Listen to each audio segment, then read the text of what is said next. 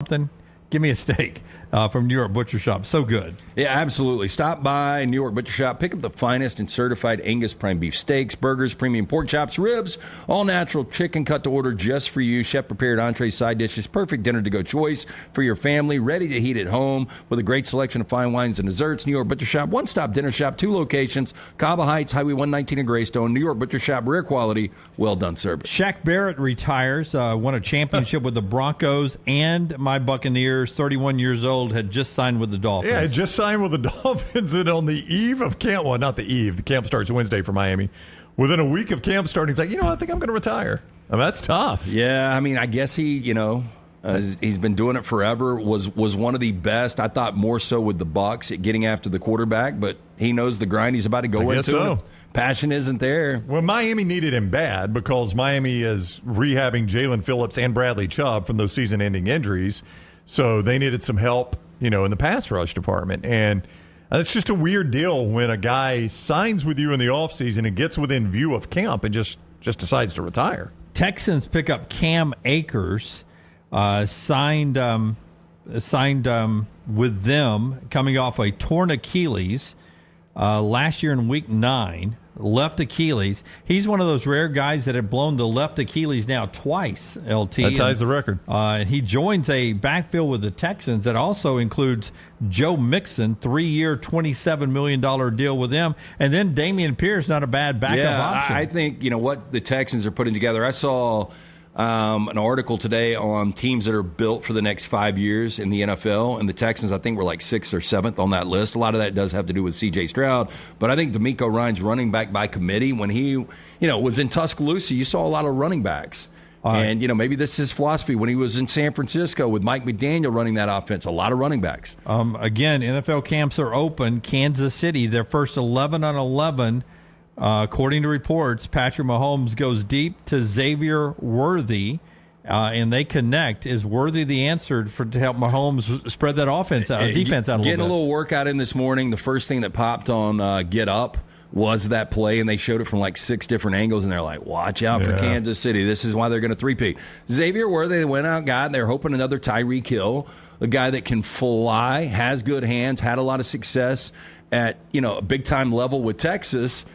I mean, is he going to be the next Tyreek Hill? I don't know. That's a lot to ask, but he's at least a deep threat. It didn't feel like they had last year. Yeah, I think reliable deep threat. More importantly, they had a lot of drops last year. Yep. They didn't have that deep threat. But where really is Kelce right now? Is Travis Kelce 100% in like he was in the postseason last year, or is he really in the twilight of his career?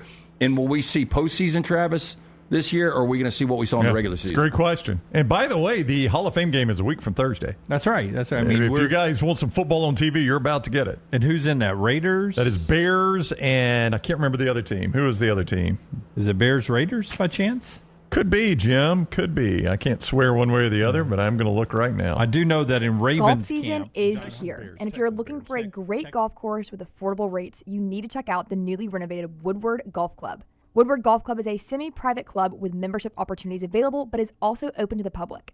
You can book tee times online at this hidden gem by going to golfwoodward.com. For only $195 per month, you can enjoy unlimited golf 7 days a week. Membership includes discounted cart fees, unlimited range balls, and the use of our practice facilities. For more information on memberships and the course, check us out online at golfwoodward.com.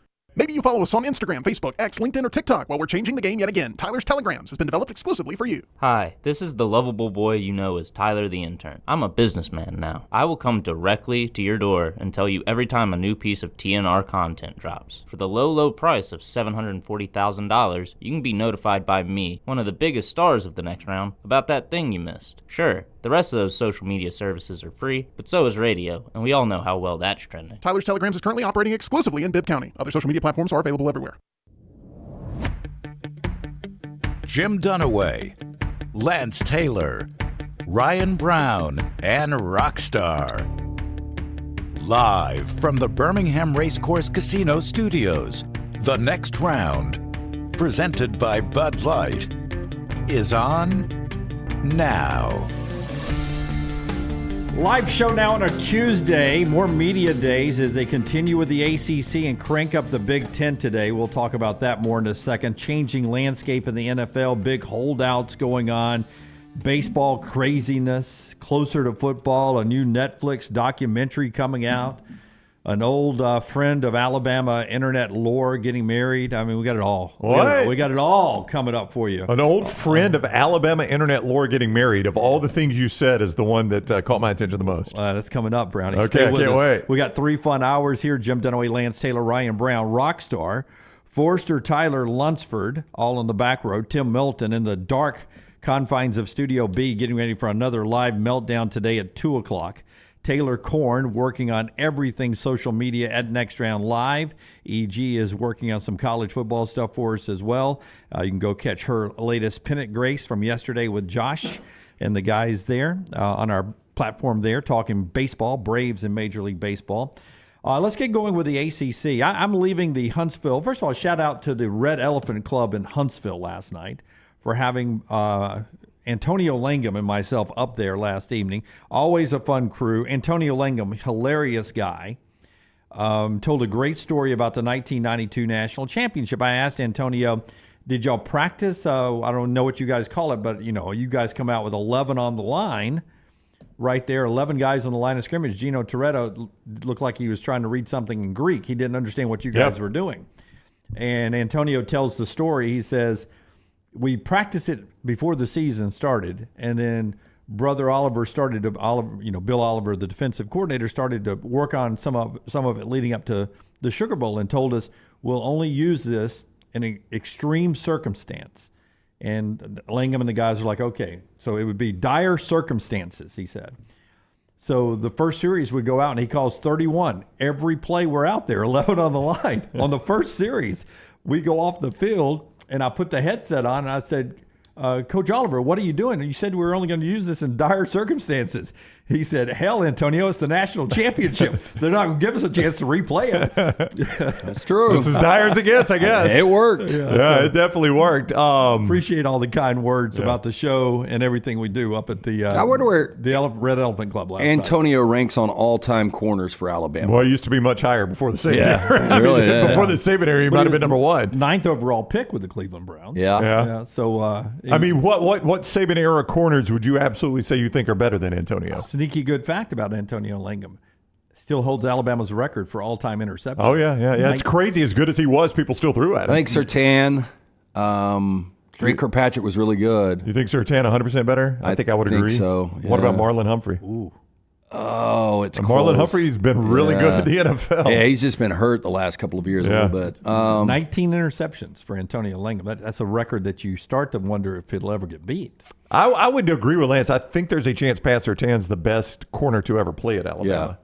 So, and what's weird, 19's a big, that's a robust number, especially the fact that they didn't throw as much back then. I know, right. but still, for some reason, threw to his side of the field. Now, apparently. of course, the throws are a little more precise and a little quicker now. Yeah. So you say quarterbacking is better now than it used to be? Quarterback is much better now. Oh, it's not even close. It's not even close. We there was a time in the NFL serious? you'd be like, there's like 10 or 12 quality starting quarterbacks in the NFL, and the rest suck. The attention that is spent on the quarterback position from when kids are 8 years old to 18 now, and how media savvy these kids are and just ready to play immediately, you'll see it. I have no doubt that Jackson Arnold and Nico will both be impactful players this year. Are you suggesting quarterback play is not better now? No, but there were some good quarterbacks along the way. Absolutely. It's much better now. Alabama won a national championship, and I love me some Jay Barker. Yeah. But what were the numbers? Not great. I joked with Antonio last night. I said, I forget what was the stat line in his y'all's national championship game, and he said, "Not good." He goes, "I'm not going to answer that, bro. You're not going to come up here and rip my buddy Jay Barker." And I said, "I'm not trying to rip it. I was just saying it was a smart play on his part. I would have leaned heavily into your defense." Yeah. Well, I don't know that it was Jay's decision to make, but somebody made that decision. You go back and look at what Barker's numbers were. A guy like Josh Heupel when they won a national championship, 13-2 over Florida State. Let me pull his season up.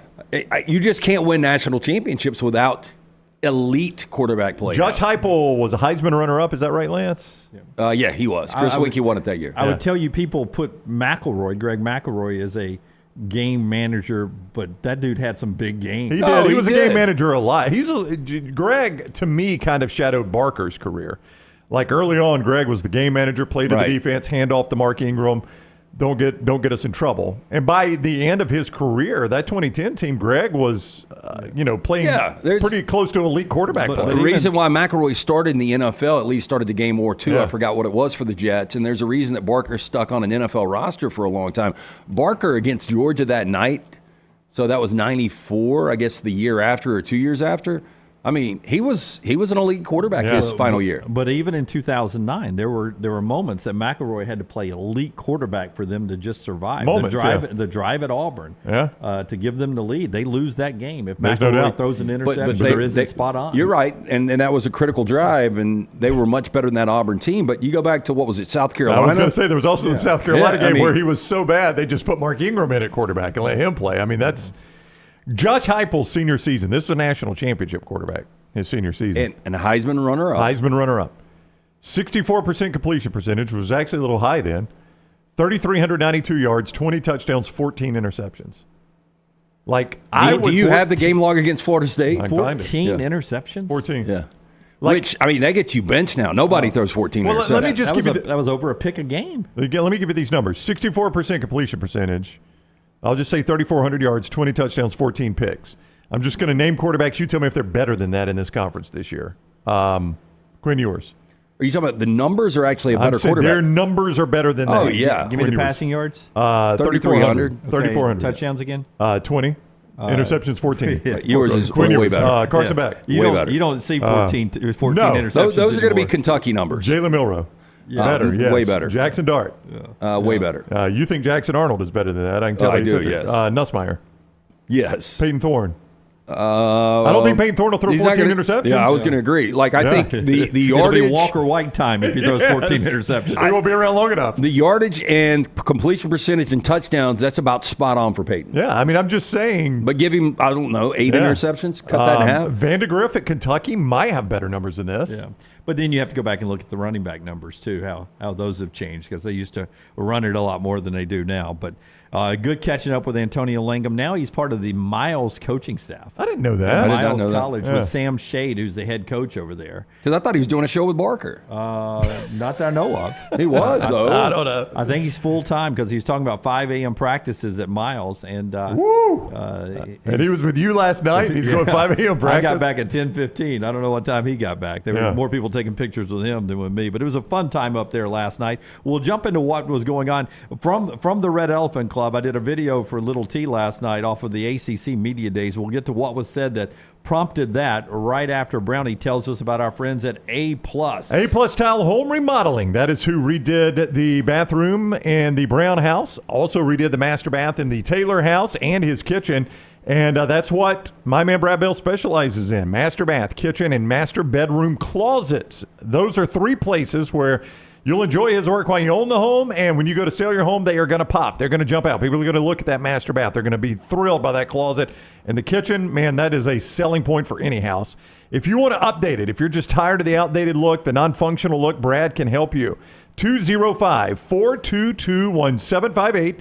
That is 205-422-1758. And that is the number, good anywhere in Alabama, for Brad Bell, A+ Tile Home Remodeling. All right, so before we even get into this, you pop the picture up for me, Forrester, just to look at this guy.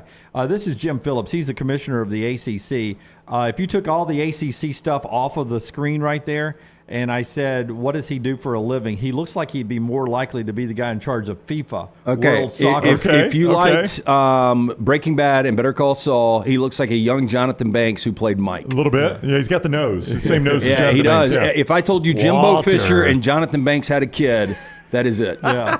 What's he always say to Walt, Rockstar? Get your car washed. Get your car fixed, Walter. Yeah, or if Walter. I appreciate the New Jersey Truckers Association for giving me the award for our trucking line this year. He's accepting an award, but he's the commissioner. Jim Phillips is of the ACC. So I didn't see anything this guy had said, but I get a text from Little T that says, "Read this article and then give me a reaction video to it." And I laughed out loud during the article twice. And it comes off this statement right here from the ACC Media Days yesterday, the commissioner of the ACC, who's got to pump his conference up. There is significant anticipation surrounding ACC football, and our 17 football programs will all look to accomplish greatness.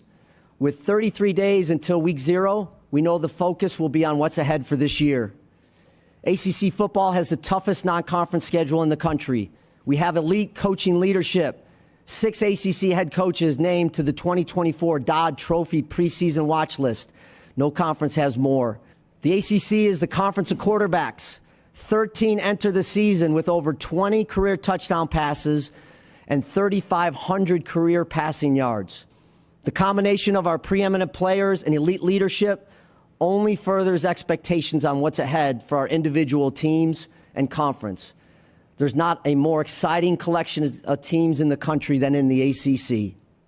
There is not. The bullshit meter is a 99 out of 100. There's not a more exciting collection of teams in the country. We've got a Power 4 now. I just wish you could be like really honest and candid about your own product and say, look, we know our two alphas are trying to get the hell out of here. I got to keep this thing together. It hasn't been great. But you know what? The ACC, I think we're going to be okay. Yeah. I think we're going to be we're going to be better than average. We've been average over the last few years. We're going to be better than average this year. Trust me, we're happy to be part of the Power 4 and have a spot in the playoffs. Everything else is gravy to us. That voice doesn't fit, by the way. It really doesn't. And boy, can I tell you, the Pesci there for a moment. There. Joe Pesci? Yeah. I could hear that, like right at the start. Yep. There was some Joe Pesci in there. Also, did you notice the subtle flex of Jim Phillips, PhD? Oh. Did y'all notice that on the that. graphic? I tell you, I didn't see that. Pull it back up, Rockstar. I don't look for that kind of stuff, Brownie. Yeah. So we're going. So Did I tell you I went to a wedding, a physical therapist, and she came out as Dr. blah, blah, blah. And I immediately called Reed's brother-in-law, who's a physical therapist, and I was like, hey, I just got to ask you this. Yeah. I was like, they introduced her as a doctor. Are you a doctor? And he's like, no, I'm not a doctor. I mean, look, I get it. If you spend the money to become PhD, you're probably going to want to put it on there.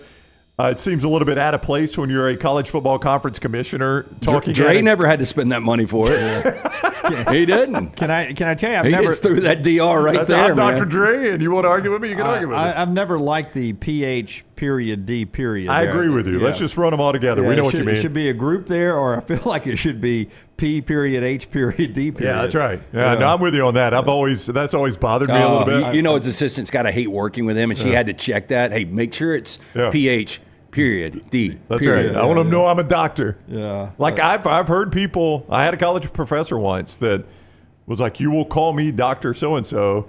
I earned it. I mean, like they were adamant. When you referred to me, you referred to me as Dr. So I didn't spend all that money and all that time. Now, Jim, for you not to call me doctor. Jim I Phillips wish you'd have said, clapped back and said, "You'll call me Big Papa. I've earned it." I've earned it. I think he said one thing that is accurate that we would all agree with, that they've got the toughest non-conference schedule because they're the worst of the Power 5. Yeah, so I think when you play the SEC and some Big 10 and some Big 12, it's going to give you the most difficult out-of-conference schedule. That's what Forrester and I, and here's the banner that they have up at the Ace. They actually have the banner up.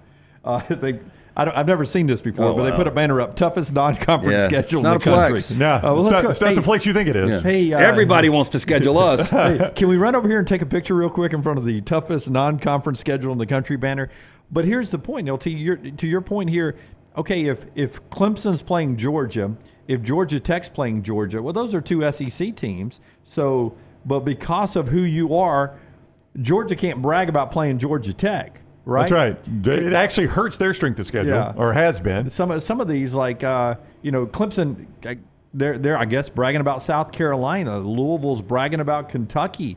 I don't understand this because you're playing somebody in a non-conference schedule. You're playing somebody else's conference. Yeah, BC's playing at Missouri. California's playing at Auburn. Yeah, I mean those are games they're not. I forget that's an ACC game. Yeah, I know. You know who can't brag about that? Auburn. Right. Auburn can't brag about Cal. Yeah, these are terrible losses. If Missouri lost at home to BC, if Auburn in year 2 under Hugh Freeze lost at home to Justin Wilcox and Cal, those are bad losses. I would venture to say that if we looked at the Sun Belt Conference, they may have a tougher out-of-conference schedule than the ACC does. If we look at a Conference USA or conferences like that, to your point, they play some big boys, some money games. They may have tougher out-of-conference games. I thought it was the most silliest of I agree. brags from the ACC. I just don't think it's what you I know somebody came up with that idea, let's build the banner, and nobody ever stopped them and said, let's step back and just evaluate what this statement means, right? Yeah, and I think the easy play for the ACC is expansion. Just build on the new members and how we are growing the ACC brand. We are now from Miami all the way to Berkeley. I think there's a way to sell this differently where you don't seem idiotic and you don't seem like you were just grasping at straws. I think it's a quality conference. Yeah, I'm actually if I line them up, it's the SEC, it's the Big Ten, it's the Big 12, and it's the ACC. But I still think the ACC is better this year than it has been in years. I'm actually more excited about ACC football than I have been in quite a while. It's I said it a couple of weeks ago. It's reminiscent of the way I felt about the Big 12, the Pac-12 this year. Knowing it was their last year, that was the most exciting Pac-12 season we've had in quite a while. Okay, I thought you said that about the Big 12, though. So you said that about the ACC? This is the one you're excited about? Well, I mean, more than I have been. I'm the Big 12 guy. Yeah, I believe the Big 12. I mean, No. I'm excited about the Big 12. My point is I'm more excited about the ACC than I have been. Like, I think Miami's going to be better. I don't know that I'm quite where Lance is on them. Okay. I think Miami's going to be better. I agree. I think Florida State's still going to be good. I don't think they're going to be last year good, but I think they're good enough to win the conference. I agree. I think Clemson is good enough to win the conference. Yeah. I think SMU is an interesting team in that conference. Don't know that they're good enough to win it, but I think they can play spoiler. I think they are. If Preston Stone continues to develop, and I know I'm pulling for SMU now. We had Rhett Lashley. He was awesome on the show when we were previewing our 40 and 40. I'm with you. But I do think, and it would, how comical would it be if SMU rolls in this conference and wins it in year one? I'd love it. I mean, based on their schedule, I think they can get to that game, and then it's a one-game situation. And I think NC State is probably on the same level as SMU. Now, that's five teams out of, what are they, 14 now? 16, whatever the crap. Watch out for Virginia Tech. Now. And Virginia Tech's a sneaky good team. They got an odd number, I think. They brought in whatever 3. it is, yeah. So six teams. That's 17. Is that 17. right? I think 17 is it. 6 of 17. I know doesn't sound like a lot, but that's way more than it normally is in the ACC. Well, that's what I got to in the video last night, Brownie. I was like, okay, so you're talking to me about BC, Syracuse, Pitt. Oh yeah, it's not an exciting product. Virginia, no Mike Elko Duke, Virginia, Stanford, who made the college football playoff on your stupid what was it? EA Sports college football game. I mean, you think Troy Taylor would take that? Yeah, you're what? There's a lot of games that just put me to sleep over there in the ACC, but I want them to stay around because I don't like just having 2 conferences. So I'm fighting for Jim Phillips, PhD, Dr. Jim Phillips, to go out there and save this thing however he does it. Besides, we're big fans of a lot of folks with the ACC network.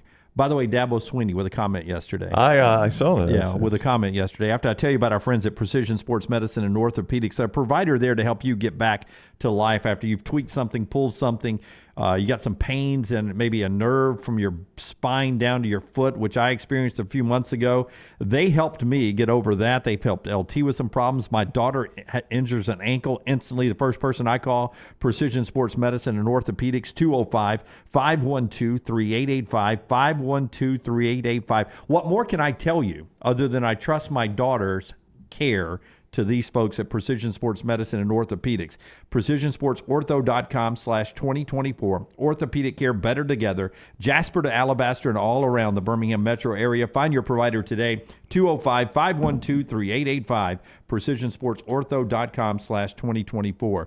The coaches, in a story with The Athletic, complaining about the lack of exposure the ACC gets in compared to the SEC. Specifically both with the ESPN and ABC contracts, both with networks, the SEC network and the ACC network, and somehow the conversation turned to Paul Finebaum. And Jeff Brom, Bill O'Brien, and other coaches all said, we need a Finebaum. Now, this seems to be just a shot right at the bow of the show that is on opposite of Finebaum on the ACC network with our buddy Valvano and no, it's not Valvano. Who's the guy who does it? It's Mark Packer? Is it Mark Packer? Mark Packer and Wes Durham? And our buddy Taylor Tannenbaum. Yeah, so they're taking shots at them. They're saying that they're too nice. We don't need somebody to be raw for us. We need somebody to stir the pot. Dabo says, quote, why can't we have an effing Finebaum? He doesn't say the word. I bet that's not the first time he's ever said that. Why can't we have an effing Finebaum? I mean, they want Dabo wants that until the effing Finebaum starts saying Dabo's lost his fastball. Yeah, Dabo is one of these super sensitive guys out there, and he would love it until the attention turns on Clemson and Dabo. Bill O'Brien says, I've caught Finebaum fire before. but I think it'd be good for the league to not have just always rah-rah on the network, to have somebody stirring the pot. By the way, that was maybe the highlight of SEC Media Days when Lane Kiffin basically told Finebaum he's good at nothing. He did tell him that was incredible. Which is perfect for Paul. I mean, that's exactly what Paul wants Lane Kiffin to do. I mean, do you think, I think Florida State's got a passionate fan base, and I think Clemson's got a passionate fan base. But beyond that, who's going to get wound up at what the ACC's Finebaum says? Like, if he goes on... I think Virginia Tech's got a really good fan base. Virginia Tech, I'll give you 3 then. About right. We just established there are 17. You left off Virginia Tech when you were naming teams. Well, I added it once Lance brought them up. I put them on the level of SMU and NC State. That's really, got me to 6. Really exciting year for Virginia 6 Tech. out of 17. But there again, I mean, you just don't have enough. I don't think it's that you don't have a Finebaum. Yeah. I think it's that you don't have a passionate college football fan base. James in North Carolina, their effing Finebaum actually is Trevor from Spartanburg. They should just give that kid a show. That's a good point, James. Welcome in, Trevor from Spartanburg, back on the air today. Yeah, I thought it was Tyler. It was Tyler. It was Tyler. Yeah, Tyler. So give me the full list of schools that if Finebaum just really goes all in on them in the SEC, he gets no reaction. Give me the full list. In the ACC? In the SEC. Finebaum goes all in. He's like, I am just dogging out this coach, this fan base. Vanderbilt. Only Vanderbilt. Everyone else, you get a reaction. I think you even get a reaction from Missouri. Oh, yeah. Yeah. Absolutely. Yeah. And I think in the ACC, you get nothing from Wake. Duke. Oh, name the ones you get a reaction. Yeah, no, it's going to be easier to do the ones. 17 deep. Yeah. I think you would Clemson, Florida State, Virginia Tech, Louisville, maybe a little NC Louisville. State. I think you would. North Carolina, you would. Yeah. That's it. I'd say North Carolina, Florida State, Clemson, Virginia Tech. Yeah. Yeah. I just, it's the product. It's not that you don't have. I think if you had a Finebaum, a guy that's identical to Finebaum, doing an ACC network show, it just wouldn't get the same reaction. Just it's a different set of fans than what you have here in the Southeastern Well, I read Conference. this morning that Cal and Stanford, both campuses are 3,000 miles from the headquarters of the ACC, which is in Charlotte.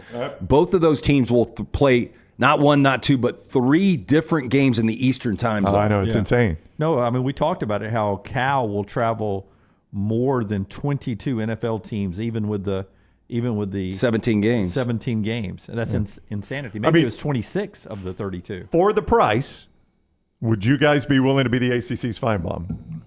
For a price. Oh, yeah, for the right price. Do you think we could pull it off? Give me what for the right price. I mean, I probably would stumble and get fired, but I mean, if you gave me an opportunity to give me Finebaum's salary, with all 3 of us, scorch earth. Yeah. I'll try to do it more objective, but when I see a hole in something, I would attack it. Yeah. No, I mean, I think we could pull it off if you guys want to float it out there to there was Jim Phillips, PH. I don't think Jim wants it. I think just Dabo wants it. Well, call Dabo. Has Dabo not listened to the show for the last decade? Because I've been that for Dabo, have I not? Bill O'Brien, Jeff Brom, they've said it as well. They want it. I would do it, Brown, but we've talked in the past before.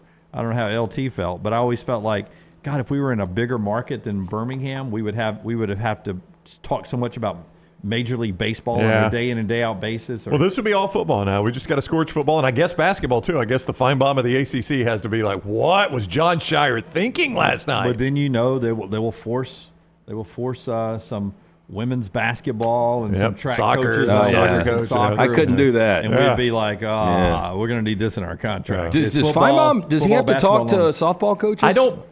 I don't get to catch Paul's show a lot. Oh, but I doubt he does that. No, I do remember. I think he does some women's basketball too. Oh, there's no way. I do remember pretty early on, right in the middle of football season, he was doing his show from Women's Basketball Media Day. And I think that was when... Yeah, but you could do it for Media Days, just not talk about it. I don't think that's what he was doing. We've done a show from a gas station. How often do we talk about changing oil and tires and... We've convenience store. Do we talk about the Lance and Lay chips that were on the shelves? No. For a good example from the SEC baseball tournament, we rarely talked about baseball. Almost never. Talking about Dansby Swanson would be a good attorney. Dansby Swanson. All right, that's our opening segment here. Clay Travis with us at the top of the hour. We'll talk to him about everything going on in the world. Storm Restoration Roofing, talking about everything going on your roof right now, protecting you from the world out there. It's owned by our buddy Greg from Pell City, 20-plus years locally owned. And that's so important when it comes to roofing, right? Having a locally owned, family-owned business with so many of the family members on the crew themselves when they come out. Greg will get on the roof, give you a free, no-cost roof inspection. I'll say it again for you. Free, no-cost roof inspection. A+ rated with the Better Business Bureau and trusted by insurance agents. He can handle storm repairs, roof replacement, and anything when it comes to your roof. He's the guy to call. Greg Nelson, 205-542-3531. Or Greg from Pell City on Facebook at Storm Restoration Roofing. Everything Alabama, all the time. Subscribe and set alerts at Roll Tide Pods on YouTube and wherever you get your podcasts. Spring weather is here, and our friends at Hemphill Services are offering a $69 HVAC tune-up plus 10% off any service call when you mention the next round. Call Adam, Chad, and the guys at Hemphill Services. Make sure your HVAC unit is ready to keep up with the changing weather. Hemphill Services, locally owned and operated independent train dealer. The team can service all makes and models. For all of your plumbing, heating, and cooling needs, call Hemphill Services. It's hard to stop a train. 205-229-2090 or hemphillservices.com. That's 205-229-2090, hemphillservices.com. Stop by the New York Butcher Shop and pick up the finest in certified Angus prime beef steaks and burgers, premium pork chops, ribs, and all-natural chicken cut to order just for you. Their chef-prepared entrees and side dishes are the perfect dinner-to-go choice for your family and are ready to heat at home. With a great selection of fine wines and desserts, the New York Butcher Shop is your one-stop dinner shop. 2 locations to serve you, Cahaba Heights and on Highway 119 in Greystone. The New York Butcher Shop, rare quality, well-done service. It's time to pull the trigger on the Next Round merch that you've been eyeing. We know there's a lot to choose from at nextround.store, so here's a few of our favorite picks. If you want to match LT and Brown, go with the TNR logo hoodie and throw in one of Dunaway's favorite hats. Any of them will do. The Backroom's go-to is the classic logo t-shirt, while my personal favorite is the light blue TNR crew neck. All of these items can be found at nextround.store and are EG approved. Rest assured, your order will be packed with lots of love from us here at the Next Round. Head over to nextround.store to start filling up your cart. Hey, Lance Taylor from the Next Round to tell you about my friends at Michaelson Laser Vision, located conveniently UAB Highlands. Almost 20 years ago, I went in for the procedure. Only took 12 minutes for both eyes. When I went in, I had 2200 vision. I was legally blind. Now I have 20/15 vision, still 19 years later. Make the call today. Schedule a hassle-free consultation. 969-8100. Dr. Mark Michaelson, Dr. Jen Michaelson, Michaelson Laser Vision. Make sure you tell them the Next Round sent you. 969-8100 or michaelsonlaservision.com. Just because you've quit going to the gym, it doesn't mean that you have to quit gym altogether. Dunaway, that is. With our Next Round podcasts open 24/7, 365, you can access gym anytime you'd like. While you may have done away with your treadmill routine, our version of Dunaway is standing by, ready to get you back to your absolute best. Find all that lovely Jimmy D-led content on Spotify, Apple Podcasts, Google Podcasts, and in the podcast section of nextroundlive.com. This message is sponsored by Jimmy Crypto Inc. and Jimmy Crypto for President. Our friends at Longus Furniture believe in getting more style for less. Longus offers a great selection of furniture for your living room, bedroom, dining room, home office, and entertainment room, helping you elevate your home design and decor. Longus offers everything from vibrant outdoor furniture to breezy home accents. Everything you need to create your own sunshine sanctuary. Right now, you can save up to 10% store-wide, receive $300 in Longus sleep credits with select mattress purchases, and access special financing on tons of hot buys. Take exit 280 off the I-65 Hallmark Farms exit today to see what Longus has to offer you.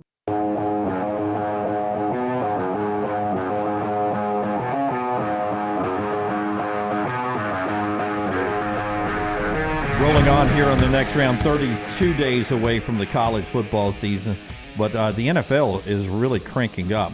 More on that in just a second after LT tells us about our friends at Odie's. I mean, I will tell you that I don't know if we're going to do a fantasy football league up here again. Who won it the first year, Lunceford, fantasy football up here? It was LT, right? Yep. Should have won it last year. Who won it last year? Was it you, Lunceford? It was me? I think you won. I thought I lost the championship game. Well, who was in the championship game? I lost in the Final Four. I was in the championship. I was in the Final Four. You were in the championship game? You lost to Dunaway?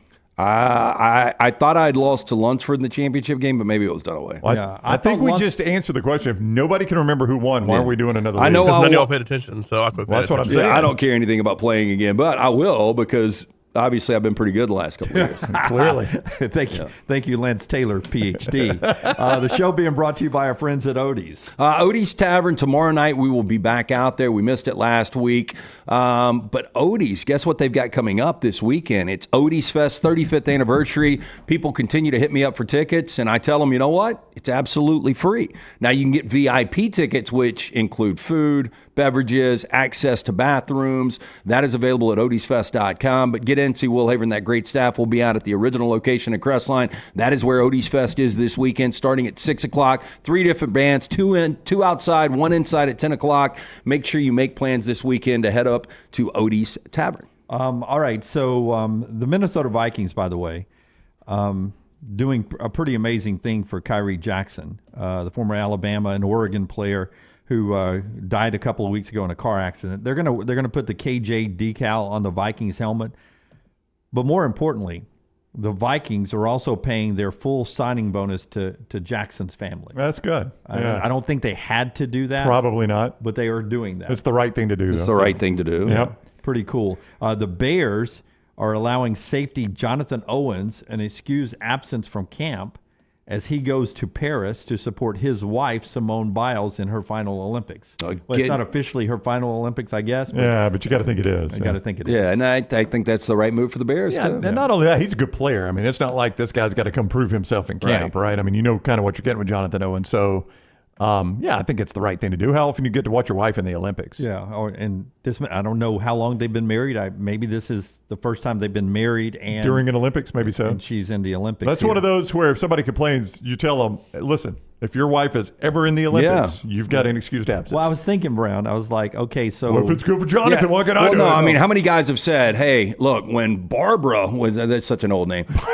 When she was in the Olympics, I didn't follow my wife over there. I was in training camp. I got 0%. What about when Doris was getting her PhD? Why we didn't get to go watch Doris graduate? You mean your PH period D period? Yeah. No, you did not. Why are you always bringing up the periods, Brown? Yeah. So if you, that's when you tell everybody, like anybody that wants to complain about Jonathan not being here, the year your wife is in the Olympics, I'll go ahead and excuse the absence. You do not have to come to camp. It's not when your wife is like getting a pink Cadillac from Avon or whatever that used to be. Mary Kay. Mary Kay back in the Pink day. Escalades.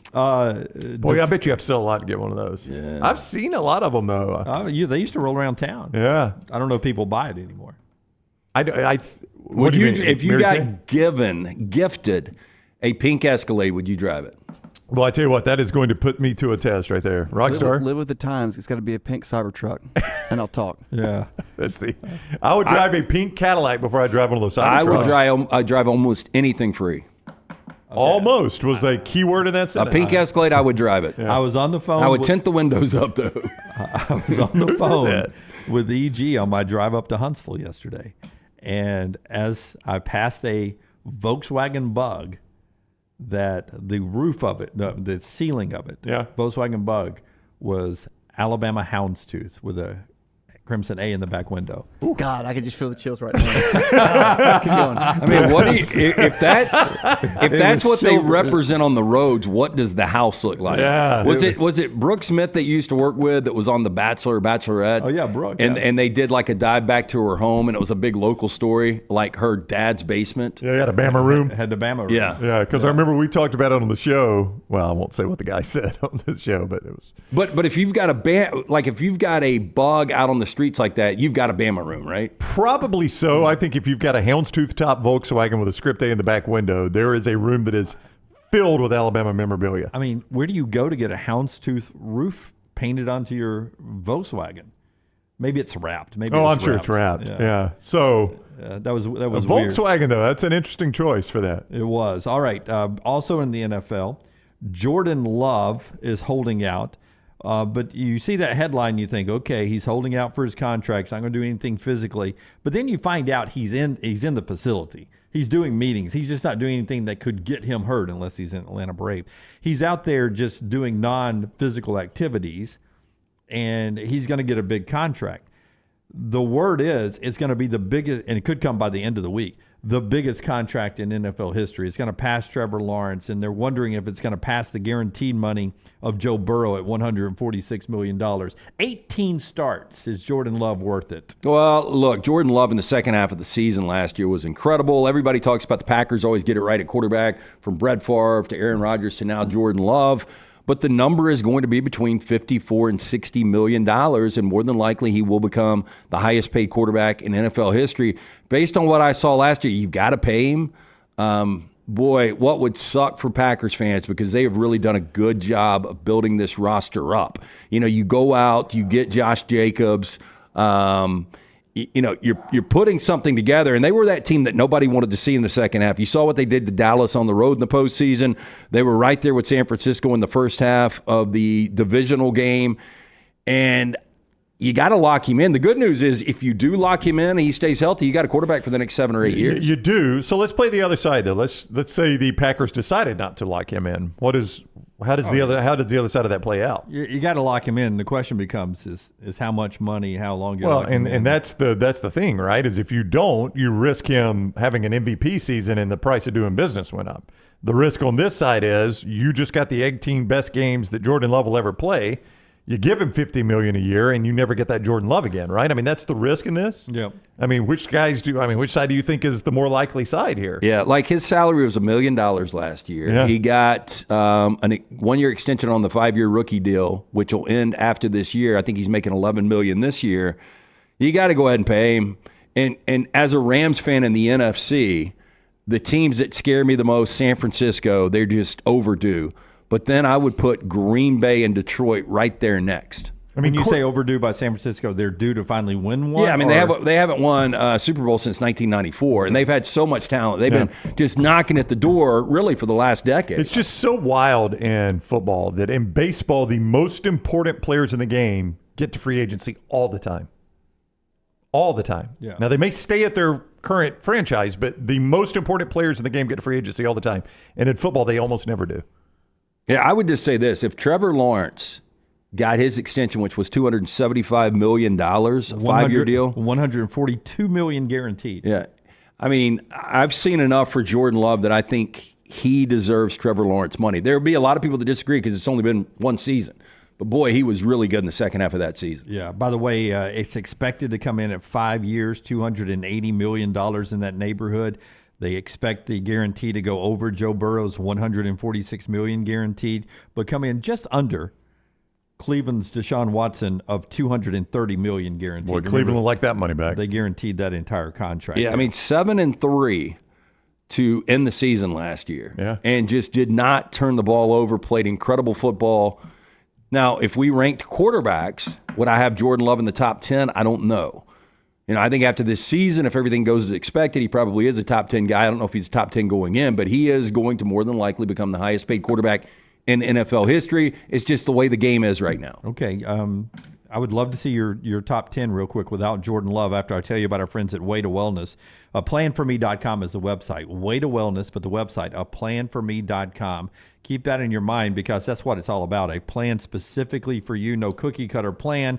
Everything designed for you. The program overseen by board certified professionals. Leslie and her team will take care of you. What you're seeing is the meltdown guys who have lost close to or over 100 pounds. I was gone a week, so I'm betting it's over 100 pounds now combined as they continue to shed weight. For me, it was about blood pressure and cholesterol trying to keep me alive and upright for a little bit longer. They're able to do that, and they do it with no contract. They do it with no sign-up fees, and you get a free consultation. That's what you see happening on your screen right now. The website, planforme.com. Planforme.com, Way to Wellness, your journey to healthy living. I think Jordan Love is going to slide in at 9 or 10. I'm not peeking over your shoulder. I think he's going to slide in at 9 or 10. Yeah, I've got 8 down. How are you doing this? Like if Matt Stafford retired I'm just today, going to go for this season. Okay, is that for fair? this season, all right. Just one season. Yeah. All right. So taking age out of it. Daniel goes Mahomes, Allen, Jackson, Stroud, Burrow. Then he gets to Love. I've got Mahomes, Burrow, Lamar, Stafford, Aaron Rodgers, top 5. Okay. Then I've got Allen, Herbert, Stroud, Dak, and Goff. I don't have Love in the top 10, but very close. Probably 11. Okay. Daniel slides him in at number 1, 2, 3, 4, 5, 6. Ahead of Stafford, Dak, and Lawrence. The thing that jumps out at me is well, see, he's got Aaron Rodgers, it's kind of a wild card at this point in his career. I just think Aaron Rodgers is for 1 year. It's going to be really good. The thing that jumps out at me is just the lack of postseason success for both Herbert and Dak. Yeah. And Love has not. And Lamar. Lamar's 2 and 4. That's a good point. Yeah. But the guy's won 2 MVPs. He's 27 years old, and I don't know. There's back to our original comment in the first segment. There's a lot of really good quarterbacks. Right. Yeah, there really is, and it gets me to the first coach. Betting odds on the first coach to get fired in the NFL. Camps are open, and it is now flipped since I first wrote this down 2 days ago on Sunday night. It was at that point another coach, but now McCarthy is the betting favorite to be the first NFL coach fired. Well, it doesn't have a contract after this year, so that he's 5-1. 6-1 odds is Robert Saleh of the Jets. Of the Jets. Well, they've stuck with him through some difficult times. I find that hard to believe. I do too. Well, Saleh is you haven't had a quarterback, but now you got a quarterback. So I guess the reasoning there, and I kind of agree with it. Like if they don't do anything, if they get to the postseason, he's fine. But it is postseason or bust for him. Yeah, but they've got an unbelievable defense. They showed that last year. Now Hassan Reddick is holding out right now. He's getting $50,000 fines a day starting today to hold out. He's wanting a new contract. Last year of the contract, where was he? The Eagles? Yep. So he's a big pass rusher. Outside pass rusher. Yeah. Quinnen Williams, former Bama star, is an anchor in the middle of that line. That defense is legit. So I understand that. Other than that, Allen down in New Orleans is next in the betting. Eberflus with the Bears is next. And Matt Eberflus would have to be equivalent to last season, because if you see any progression, which I think you will with the Bears, NFC North really tough, but you've got you've got a rookie starting quarterback in Caleb Williams. It's got all this pressure. So, and I don't know, if you're just looking for an excuse to get rid of him, maybe, but if they've got any progression this year, I think you got to stay with him. And then the one that's the 1, 2, 3, 4, 5th in the betting odds to be the first NFL coach fired. Explain this one to me. Nick Sirianni. What's happening? It started to turn on him last year. I still don't get it because they were 9-1 last year, and then it did kind of fall apart. But you go back the year before, they go to the Super Bowl, and they go with a quarterback nobody had any expectation for. Now, they did go out and get guys like Saquon. They made some moves to really bolster that offense. But as long as they get – man, even if they were 8-9, I don't think you get rid of that guy. Where's the loyalty? We were just in the Super Bowl. He started catching flack at the end of last year. I think he was getting some boos. This is a notoriously difficult fan base. Don't forget that. The Eagles fans are a really, really difficult fan base to deal with. But they kept Andy Reid, who's maybe the greatest of all time. They kept Andy Reid going to NFC Championship. Yeah, but there was... So he didn't go to the Super Bowl. Yeah, there was... He went once. Yeah. But I think there was a lot of murmuring behind the scenes with Eagles fans like, damn, man, he can't get over the hump. And this goes back to fan bases not realizing how good they've got it at certain times. That guy, again, in the mybookie.ag chat room says the Eagles coordinators got them to the Super Bowl, not Nick Sirianni. But Sirianni calls his own plays, right? I don't know the answer to that. Yeah. I don't either. He always looked like being this guy. Yeah, he looks like he's. I know he started catching flack from, and I don't know the whole reason behind it, from the Philadelphia fans at the end of last year. And I think what that list is counting on is if they are underperforming this year, if you're catching flack at the end of last year and you start this year underperforming, it's only going to snowball. Yeah, I think he would, and he is a difficult personality to like. He's very I'm not arrogant. a big fan. That's what VolFan205 says in the mybookie.ag. He's a clown, and clowns get old. Well, it's great when you're winning, but when you start losing and your coach is still doing clown things, you start to hate it. It seems like the Eagles, their coordinators always, Frank Reich got the credit when Doug Peterson won a Super Bowl. Steichen is really, really good with Indianapolis. You saw that team and how competitive they were last year when they lost their starting quarterback.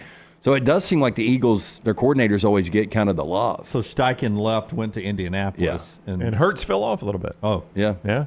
A lot. So much so you question whether or not he's going to make it through 17 games as a starter this year. Michaelson Laser Vision with that look at the NFL as camps are full swing around the league now. 205-969-8100. That is the number that I called more than 2 decades ago. I had the 2200 vision. I was legally blind without the aid of contacts, wasting money on contacts and solution each and every year. I don't have to worry about that anymore. Make the phone call that I made. Ask for Amy. Tell her the next round sent you. Ask about the pre-inflation pricing. 205-969-8100. Dr. Mark Michaelson, Dr. Jen Michaelson, best in the business. For more information, michaelsonlaservision.com. When we come back, the AAC, the American Conference Media Rankings, where does UAB slot in? And the Sun Belt rankings. Could that be, the Sun Belt be a place where the Group of 5 playoff team comes from? That's on the other side on TNR. Everything Next Round is on demand now in the podcast section at nextroundlive.com. Stop by the New York Butcher Shop and pick up the finest in certified Angus prime beef steaks and burgers, premium pork chops, ribs, and all-natural chicken cut to order just for you. Their chef-prepared entrees and side dishes are the perfect dinner-to-go choice for your family and are ready to heat at home. With a great selection of fine wines and desserts, the New York Butcher Shop is your one-stop dinner shop. 2 locations to serve you, Cahaba Heights and on Highway 119 in Greystone. The New York Butcher Shop. Rare quality, well-done service. Hey, there's nothing worse than waking up to a plumbing problem. Don't get caught in a flooded house. Call the guys at Hemp Hill Services. Adam, Chad, and the team at Hemp Hill are the only ones I trust to fix it and fix it right the first time. Hemp Hill Services does it right and always at a fair price. For all of your plumbing, cooling, and heating needs, trust the name that Birmingham has trusted since 1954. That is Hemp Hill Services. Call now, 205-229-2090. That's 205-229-2090. You never know what we're up to here at the Next Round. The easiest way to stay in the know with our antics and adventures is to follow the Next Round across all social media platforms at Next Round Live on Facebook, Twitter, Instagram, and TikTok. Whether it's Dunaway sleeping in the studio, Tim and Lunceford breaking down the latest movie release, or Game Day Chronicles, we are here to keep you updated on the latest sports news while, of course, having just a little bit of fun. Follow at Next Round Live across all platforms to join in. Hey, Lance Taylor from the Next Round to tell you about my friends at Michaelson Laser Vision, located conveniently UAB Highlands. Almost 20 years ago, I went in for the procedure. Only took 12 minutes for both eyes. When I went in, I had 2200 vision. I was legally blind. Now I have 20/15 vision, still 19 years later. Make the call today. Schedule a hassle-free consultation. 969-8100. Dr. Mark Michaelson, Dr. Jen Michaelson, Michaelson Laser Vision. Make sure you tell them the Next Round sent you. 969-8100 or michaelson.laservision.com. For a great experience in golf, go to Bent Brook, just off I-459 in the Birmingham area. You've got 27 holes where you can play your 18 holes 6 different ways. Open 7 days a week with 5 sets of tees that makes golf enjoyable for any level golfer. You get complimentary GPS on every golf cart, and the AU Victory bent grass greens play as pure as any in the area. Bent Brook continues to improve with upgraded greens and redesigned holes. Book that next tee time right now. BentBrook.com. BentBrook.com. When on YouTube, you constantly hear requests to please like and subscribe. Well, here at Disrupt Media, we aren't going to play that game. Those demands are frankly outdated. So we just want you to hit like or subscribe. It's like a choose-your-own-adventure novel. Pick a path, hit like, or hit subscribe. It's your call. We don't care which, just pick one. Or go to Roll Tide Pods and do it. Or War Damn Pods. Or the Disrupt Media YouTube channel. Or the Meltdown. Just make a decision and stick with it. Like or subscribe, the choice is yours.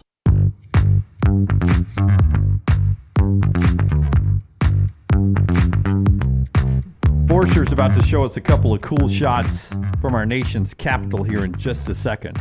Right after Brownie tells us about our friends at JohnstonRVCenter.com. I-65, exit 304 in Coleman, 334 in Decatur. Those are where the 2 actual lots are at Johnston RV Center, where they've repriced everything on the lot.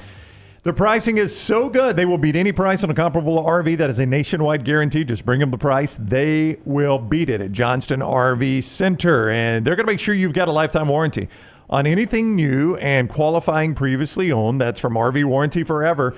All you got to do is ask more at Johnston RV Center. Go see it for yourself. I-65, exit 304 in Coleman, 334 in Decatur, JohnstonRVCenter.com. All right, iconic moments here, you know, to be able to be a champion and get this picture Which one you want to pop up first, Forrester? Either one. Couple of state teams making it up there. This is the Jacksonville State bowling team. National champions, right? The national champions getting to go to the White House today and taking those iconic photos. And this is the day they celebrate all the other NCAA champions.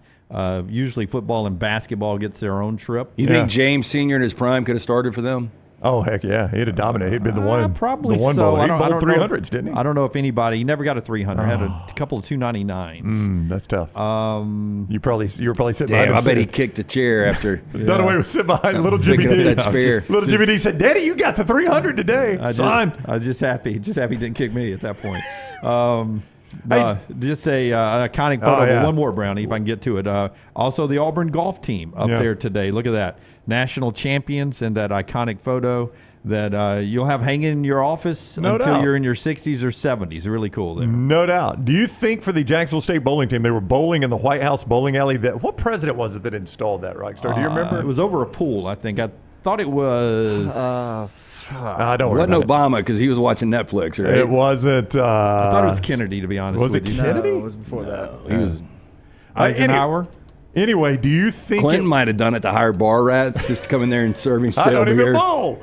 Yeah. Do you think that's like me getting to play golf? Huh? Truman and Nixon both did. I guess about Nixon that? must have updated it. Oh, but tricky Truman. dick. Yeah. Do you think that's like me getting to play golf at Augusta National? Like if you get to bowl in the White House bowling alley if you're on a bowling team? I would imagine. You don't think so? I think Augusta National's better. No, I'm just saying, isn't that like the primo bowling alley in the country? The one at the White House? Why would you think that? Because it's at the freaking White Well, it House. doesn't look like it. It's It's got a drop ceiling. It's a little two-lane. Have you ever been in a bowling alley?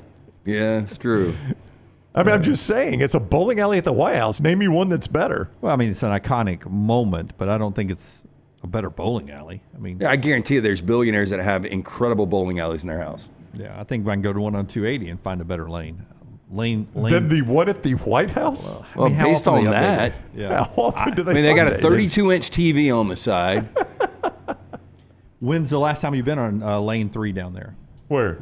Down 280. It's amazing. Hey, Lane speaking 3's of those really lights, sweet. can you Better pop than the those White back House? up? Forrester, can you pop that shot back up? I wanted to ask you guys this because you guys are about as handy as I am when it comes which to... is not very? No. Yeah. So when I got back in town, not only did I see a crushed fence, but my garage lighting like that is out, and everything else in the garage is working electrically. Yeah. But there's no way all those lights could simultaneously go out, right? No. There's no blown fuse because, again, everything is working in the garage. So how would all those lights go out at the same time? Yeah, that's a good question. I've got a guy that I think could help you. He's helped me before. I'll get you in touch with Okay, him. please do. I would say LT, those are fluorescent Yeah. lights. Yeah.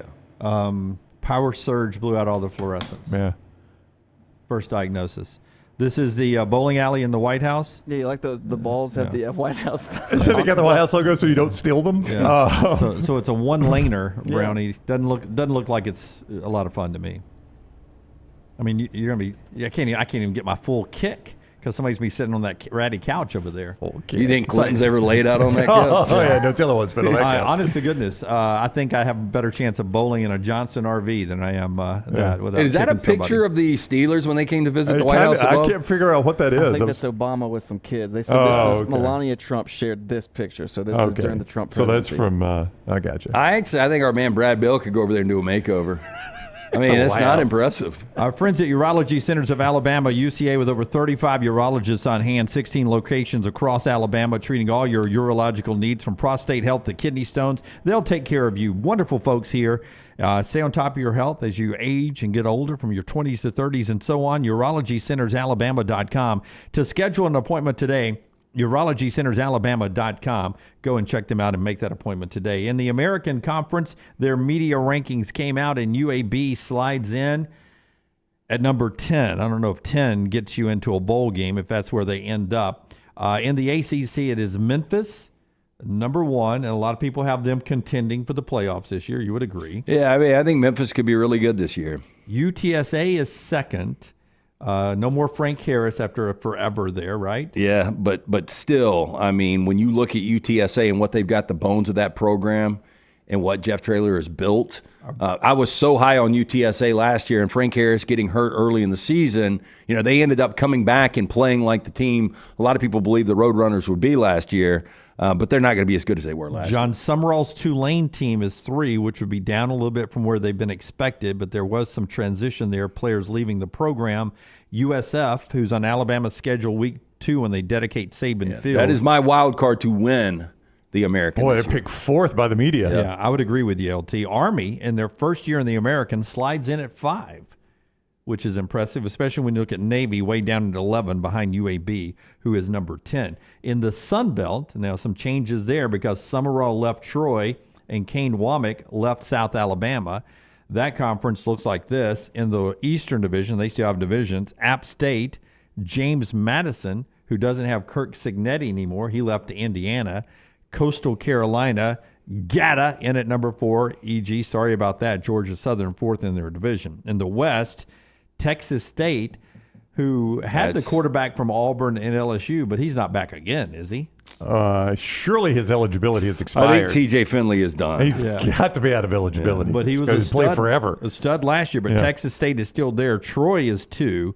Louisiana Lafayette or Louisiana, Arkansas State in their South down at number 5. Those are T.J. Finley is back. How's that possible? He was listed as a sophomore last year. What? Again, it gets really confusing with COVID and everything. But, man, you look at his numbers last year. Did you ever think you would see T.J. Finley complete 67% of his passes, 24 touchdowns, 8 interceptions? I really did not know. Oh, Chris is saying T.J. Finley transferred to Western Kentucky. Yeah, maybe. And he's but he is definitely eligible. How can you be a junior and play at 4 schools? I'd be hard to do. Because he played games at LSU, but Malik Hornsby at Texas State, and now he's going to Western got to be Kentucky. at least a senior at this point. And you wonder if that's what happened. Malik Hornsby, who we saw for a minute at Arkansas behind KJ Jefferson, he would come in certain packages just to run the football. But you wonder if Hornsby's the guy that forced out Finley. Yeah, Finley is at Western Kentucky. Everyone's confirming. Thank you, Bobby. He got the COVID year, which a lot of people did, but apparently, according to Bobby, only a junior. And Land My Believer, 2020 was his true freshman year. So that one didn't count. So 2021 was a freshman. 2022. Which I guess he could have redshirted one of those years. Sophomore, 2023, 2024. Here we go. So junior.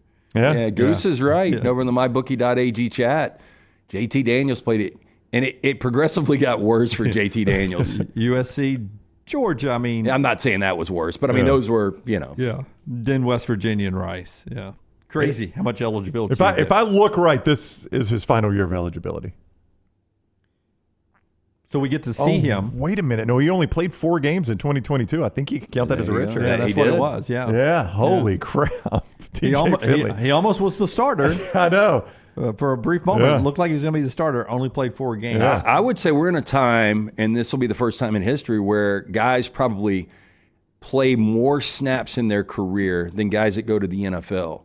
Like, it seems like the average quarterback now in college football is like 5 or 6 years. Yeah. I don't know if they make it that long in the NFL. Yeah. So we get to see T.J. Finley in Western Kentucky in Tuscaloosa to open up the season. That'll be a fun way to start in Tuscaloosa at Saban Field at Bryant-Denny Stadium. So that's coming up to start the season. Hemphill Services bringing you and wrapping up this hour. Clay Travis on the other side, LT. Yeah, for any plumbing, heating, and cooling issue, trust the name Birmingham's trusted since 1954. That is our friends at Hemphill Services. Call Adam, Chad, Andrew, the guys today, 205-229-2090. Whether you experience any of these issues in your home or business, they are ready to serve you. Hard to stop a train. For more information, hemphillservices.com. Follow Rockstar on Twitter @RockstarBHM.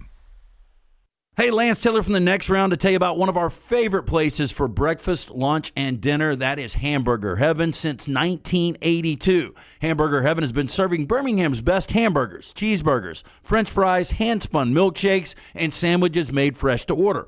All of their ingredients are fresh and prepared daily. This includes their beef, always fresh, never frozen, hand-pattied each and every day. For breakfast, lunch, or dinner, visit any of the 4 locations, Highway 280, Irondale, Gardendale, and Homewood. Start your day online with our website, nextroundlive.com, for the latest videos, podcasts, and college football stories. It's also a great way to stream the show or shop in the Next Round store. Stay connected by visiting nextroundlive.com. This hour of The Next Round is presented by the Birmingham Racecourse Casino, now featuring 7 days of giveaways with your chance to win a share of up to $125,000. The more you visit the Birmingham Racecourse Casino, the more chances you have to win. Hey, you. School's coming back. Time to gear up. And at New Balance Birmingham, we know what's up. Before hitting the books, check out the looks. Come together at New Balance Birmingham on Highway 280, right next to Chick-fil-A. New Balance Birmingham, we got now. For a great experience in golf, go to Bent Brook, just off I-459 in the Birmingham area. You've got 27 holes where you can play your 18 holes 6 different ways. Open 7 days a week with 5 sets of tees that makes golf enjoyable for any level golfer. You get complimentary GPS on every golf cart, and the AU Victory bent grass greens play as pure as any in the area. Bent Brook continues to improve with upgraded greens and redesigned holes. Book that next tee time right now. BentBrook.com. BentBrook.com. Golf season is here, and if you're looking for a great golf course with affordable rates, you need to check out the newly renovated Woodward Golf Club. Woodward Golf Club is a semi-private club with membership opportunities available, but is also open to the public.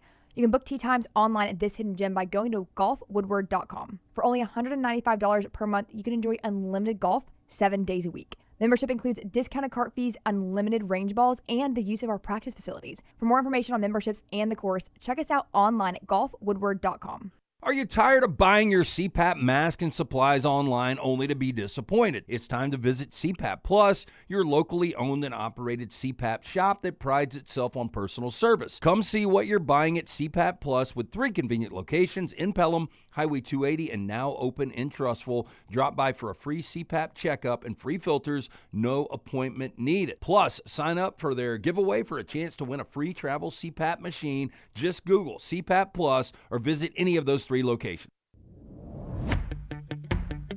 Jim Dunaway, Lance Taylor, Ryan Brown, and Rockstar. Live from the Birmingham Racecourse Casino Studios, the next round, presented by Bud Light, is on now. Hour 2 of the show, by the way, Camp Randall Stadium, where Alabama goes for their first road game this year, becomes the latest Big Ten school to sell alcohol. I saw that. Are we going? I want to. I do too. I got asked about it last night. Well, let's go. We got to make some plans at some point. I agree with that. Yeah. We do need to plan. This hour of the show being brought to you by our friends at Longus Furniture. Yeah, Longus Furniture believe in getting more style for less. Longus offering a great selection of furniture for your living room, bedroom, dining room, home office, entertainment, even a great selection of mattresses. Longus can also help you with your home design and decorating. They've got a huge store-wide savings event driven by hot buys with price and products to play on the summer theme. Transfer your home into a beautiful escape with new furniture and decor pieces. From vibrant outdoor furniture to breezy home accents, Longus has everything you need to create your own sunshine sanctuary. Also, you can get $300 in Longus sleep credits. Get in today. Go see John, all the fine folks up there. Reggie, make sure you tell them the next round sent you from Birmingham. Very simple. Take exit 280 off of I-65, the Hallmark Farms exit. Go south on U.S. Highway 31 for 1.3 miles. It's going to be right there on your right. Make sure you tell them the next round sent you. All right, Clay Travis joins us now. He's the founder of Outkick. You see him on Fox as well. He is on the JohnstonRVCenter.com hotline. What is up, Clay? How are you? Doing well. Just want to congratulate Dunaway on being with her again. I know it's a big day for him to be able to support a black woman for president. So I know that every week no one loves Kamala Harris more than Dunaway, and I know that's really well received in the Alabama fan base. So I just want to make sure we can start with that. You know, do you do this misinformation all the time? I mean, you don't know how I vote, Clay. I'm a moderate in America. That's what I'm saying. And I will tell you one thing that is true for my entire life on the planet. Whoever's in office, I support the president of the United States because they run my country. You know where he is? I assume it's in that small Delaware town. Rehoboth Beach. 6 days, Dunaway, your boy has been unseen. This is the first time, I'm not even kidding, in over 40 years that I know when Reagan got shot, I presume that he spent some time in the hospital and probably wasn't on camera. But since the Reagan shooting, we have never had a president just disappear for 6 days like this. There's been no video of him. No proof of life, really, since he got off the plane on Wednesday, just FYI. Are you selling the milk carton T-shirts yet on Outkick? You guys probably can make some money with it. probably could make a lot of money on the milk chart. Yeah. But honestly, I do believe in our system that we have it set up to where if for some reason he is not in the right state of mind, right, we have somebody that will step in and the government will continue to function because of our founding fathers. It's Nick Saban. Right? Our founding fathers laid this out, and I'm not going to sit here and disrespect the office. I would a lot rather have Nick Saban as the next man up right now than Kamala Harris. I'm not going to lie about that. I would sign those papers immediately. So real quick though, Brad, we brought this up to somebody yesterday, and I asked him, I was like, "Would you take Nick Saban as president?" Who was that? Josh Payne? No. Because they're betting odds on him being the vice president. And I know that's kind of a joke, just to get attention. But there are certain people that can be good at everything, right, Clay? And I think Nick Saban. I know it sounds like a joke, but I think he'd be pretty good. I would 100% sign on for a Nick Saban presidency. I don't even know what his politics are. There's no nonsense. I feel like he would analyze the issues well. He clearly doesn't respect the media, which I have tremendous respect for.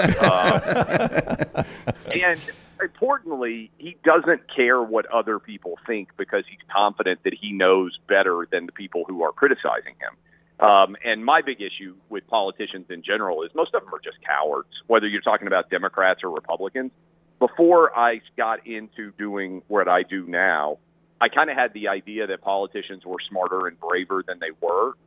Most of them are just trying to hide in the shadows of bigger trees and make sure that they keep getting reelected without actually stirring the boat or ever saying very much of what they believe. I hadn't really spent a lot of time on that. I mean, I'm rare. Whatever you think about me, like I don't tiptoe up to every single opinion that I have on the planet.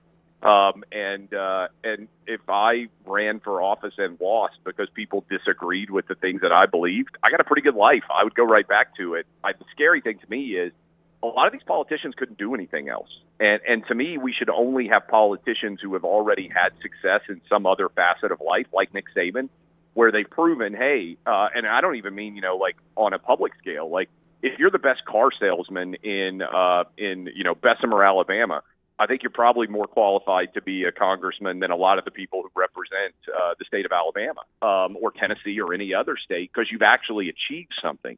And a lot of these guys and gals just, they get in politics as a permanent job, and I think it's the exact opposite of that. It should be something you do for a relatively short period of time after you've had success other places and have the luxury to be able to give back.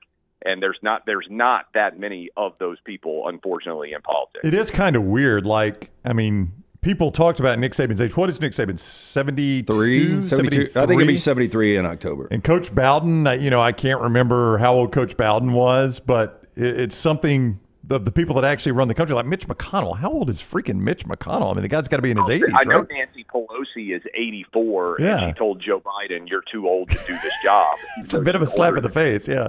But and obviously people age at different rates. For instance, Warren Buffett is still running maybe the biggest company in almost the world and doing it at a high level, and he's over 90. So, I mean, look, there are different ages of mental decline, obviously, like there are physical decline. And the reality is, I mean, what's the average age of death, sadly, in America? It's like 76 for men or something like that. I mean, Joe Biden and Donald Trump are both past the average age at which men die in America. So it's not a surprise when one of those guys has a sudden, health-related issue. But, yeah, we talk about – I mean, again, I've said this for a long time. I mean, thankfully, this idiot Secret Service director just resigned. Should have been fired immediately. I mean, she has one job. Don't let the president or the, presidential candidate get shot. That's the only job she has. And she failed. By the grace of God, Trump turned his head at the last instant and didn't get his head blown off on live television. I don't understand how we hold high school football coaches to higher standards of behavior than we do our politicians. It is baffling. Regardless of whether you vote Democrat or Republican, I don't know what the equivalent of getting your president's head blown off would be. But, it's probably losing, 75-0 or something as a high school football coach. And almost all of them would get fired the day after that. So on the heels of SEC Media Days, we have had this discussion, tiers of SEC teams. And I'm curious where you think Tennessee fans put Tennessee on these tiers, okay? National championship or bust would be one tier. Getting in the playoffs and making noise would be another tier. Just getting in the playoffs would be a tier. And I guess, anything past that is good season, bad season, whatever. Where would Tennessee fans, do you think, put Tennessee there? I think Tennessee is either going to be 9-3 or 10-2. So 9-3 probably is just outside of the playoff. 10-2 is in the playoff. I think if you look at Tennessee's schedule, it's going to come down to not an easy schedule, right? It's going to come down to basically 4 or 5 games. Can they go 3-2 in those 4 or 5, or 2-2, right? Alabama, at Georgia, at Oklahoma. Those are probably the 3 toughest on the schedule. If you told me Tennessee's going to go 2-1 in those 3, I would be very confident that Tennessee would be in the playoff at 10-2. So in those 3, they probably need to go 2-1. But if they go 0-3, they're out. If they go 1-2, then they would have to run the table beyond those 3. So I think that's the sort of crux. And I should say, NC State, I think, unfortunately, is a tough game that's kind of floating out there in September. Neutral site game, young quarterback. I probably should put that one in the mix, too, because it's probably the 4th most difficult game just because it's neutral. It's on the road. And, look, there are other teams. Tennessee always struggles with Florida. It's the SEC, right? There's probably a game that you shouldn't have trouble with that you're going to struggle with. Maybe it's on the road against Arkansas, something like that. But I think Tennessee will be 9-3 or 10-2. I think, to me, the line between get in the playoff and make noise in the playoff is kind of a non-existent line, because that could be a function of where are you seated, right? You could be seated, like I saw my buddy Todd Furman tweet this, and I think he's probably right. There's an argument that the 5 seed is like the best possible place to end up. Now, I know you have to play in the first round, but you may well avoid having to play the conference championship game, right? You definitely get a home game. You get a home game against the worst of the teams, right? The non-Power 5 team. You get that 12 seed. So you're probably jumping right into almost a neutral site game against the 4, with basically having a default what should be bye at home against a very inferior opponent that you're probably a favorite of 2 touchdowns or more against.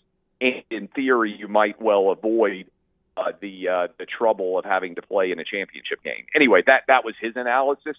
I don't think that's a crazy take. And if you're the 5, then you'd be like, okay, we should get in there and we should make noise. But if, let's say, I don't know, you end up the 10 seed and you're on the road against a really good team that maybe lost its Power Conference championship by a game, I don't think that that's a failure if you, quote, didn't make noise, because you could be an underdog in that scenario. Going into SEC Media Days in Dallas, I thought I had figured out how to pronounce Nico's last name. We all agreed after hearing it pronounced 6 or 7 different ways last week in Dallas. We're just going to go with Nico. Yeah, but that's my decision. Is it possible this is the best quarterback on campus since Peyton Manning?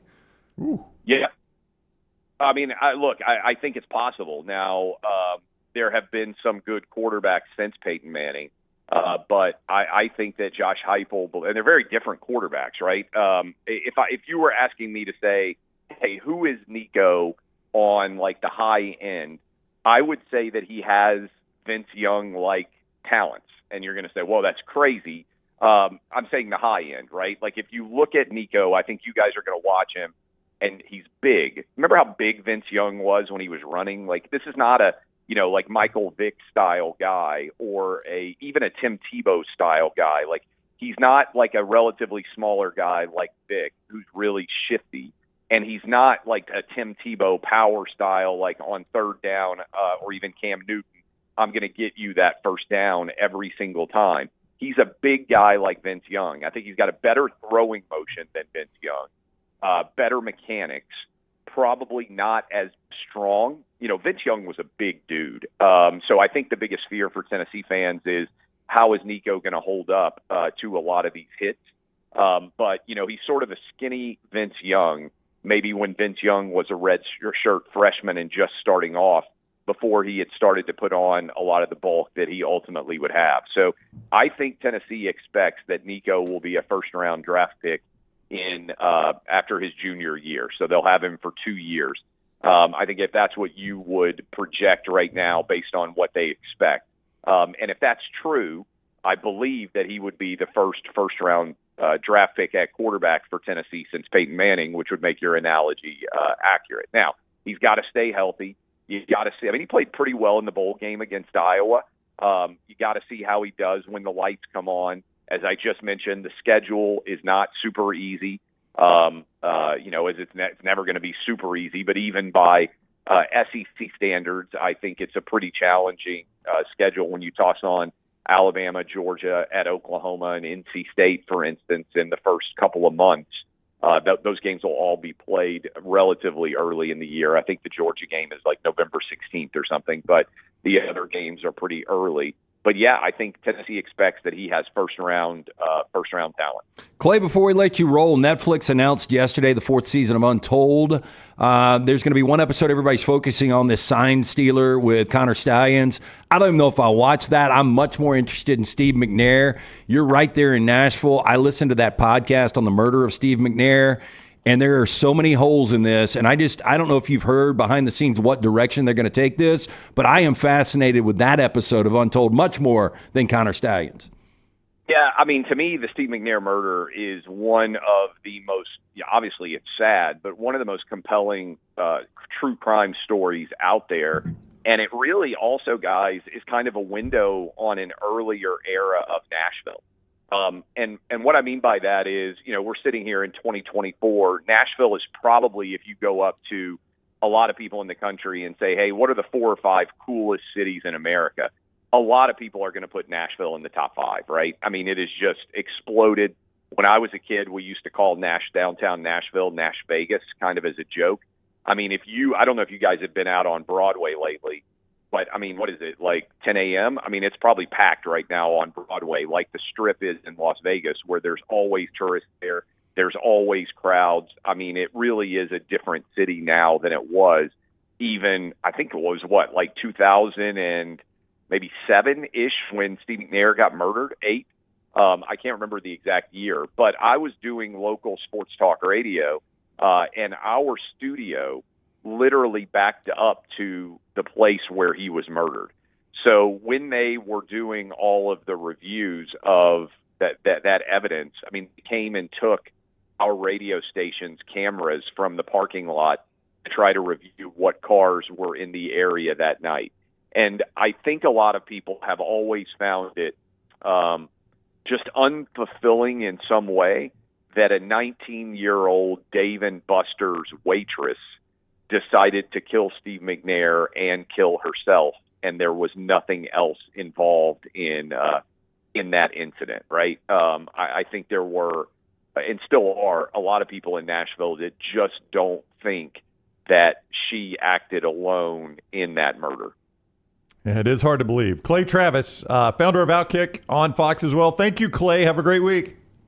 Hey, appreciate you all. Thanks a lot. All right, see you, Clay, with us on the JohnstonRVCenter.com hotline. And the show being brought to you by Inverness Country Club, LT. Inverness Country Club. You can find your sense of community at Inverness Country Club. They've got memberships that fit everyone, from the social membership, including the resort-style pool complex, golf at the beautiful course, currently expanding the driving range. Maybe you travel for work or pleasure. Ask about the Heritage Plus option, where you have access to courses at 37 other places or other clubs around the country. Maybe you relocated to retired. Inverness is a great place to network. Do you know that you don't have to be a member in order to hold an event at Inverness? Inverness can hold anywhere from golf tournaments, corporate meetings, wedding receptions, anything in between. To take a tour and for more information of this unbelievable club, call Erin today. Tell her the next round sent you. 205-991-8608. That's 205-991-8608 or online iccalabama.com. Transitioning back to college football in a moment, but one broadcasting note yesterday, TNT did exercise their contractual right to match one of the NBA broadcasting rights partners. They matched Amazon, and they're expecting or asking the commissioner to accept their match of the Amazon broadcast rights, which would allow TNT to continue to broadcast some NBA games and keep the studio show Inside the NBA alive. Now, unfortunately, the NBA is expected to decline that match from Warner Brothers and Turner Sports to do that, but they did exercise their right to match that. Yeah, they declined, or they're expected to decline it because they're saying Amazon is streaming and you're not. So you've got to match somebody that is not streaming. So they're going to have to. It was thought that they could at least match what Amazon was paying. Yeah. Now they're going to probably have to go up another level and pay even more to match somebody else. Well, there's two people that would love if that, and I agree. I don't think there's any chance that they're going to be able to have this scaled down version affiliation with the NBA. But two different people would love this. NBA fans because of Barkley, and Barkley himself because Barkley would still get all this money, and he wouldn't have to work as much as he worked in the past. That's true. But the question is, does it say that to a T, or is it going to end up in court? And then at some point, Warner Brothers may get paid a little go-away money. Go-away money, yeah. That may be what they're after right there, too. I don't know. I still think after that final TNT season next year, I still think there might be a chance that Barkley comes back. He has. I know. No. I was just going to say, he has said many times he's retiring and has come back. Yeah. I just don't know. The problem here, as we've talked about, is they can't recreate what TNT has. And I think that's what bothers Charles is I can take all the money in the world, and there's probably enough that he'll forget what I'm about to say. But I think what bothers Charles the most is we've got the best show in sports television, which they do, and you're not going to be able to recreate that. Yeah, and it's based in Atlanta with an Atlanta crew, Atlanta producers and everything. And even if NBC wanted to buy it, are they going to let it stay in Atlanta? And is Ernie says he's not leaving Turner. It's meant the world to him. So they'd have to do it without Ernie, which I don't know if the show works without Ernie. But I don't think this is Jerry Rice to the Seahawks. Like, I think Barkley could take another year, and if he didn't have that chemistry, then he could tap out, and you're still going to remember the TNT Barkley. Yeah. 4 Downs coming up, and a lot more as we continue on. The show being brought to you by our friend Greg from Pell City and Storm Restoration Roofing. I told you about him earlier, but we've just had so much rain here lately, and maybe you've been in an upstairs room, maybe your attic or something. You saw little water entry points coming in, a little water dripping in with all the rain we've had recently. You need to get that checked out. That's what a free no-cost roof inspection will do with Greg from Pell City. He gets up there and checks. It just takes one loose shingle to have a water entry point. And Storm Restoration Roofing, Greg from Pell City will get up there and check everything out for free, no obligation on your roof if you call his number, 205-542-3531, 542-3531, A+ rated with the Better Business Bureau. Also can handle storm repairs, roof replacements, and everything else. But start with that free no-cost roof inspection, 205-542-3531, or Greg from Pell City and Storm Restoration Roofing. Follow Scott Forrester on Twitter at scottforestertv.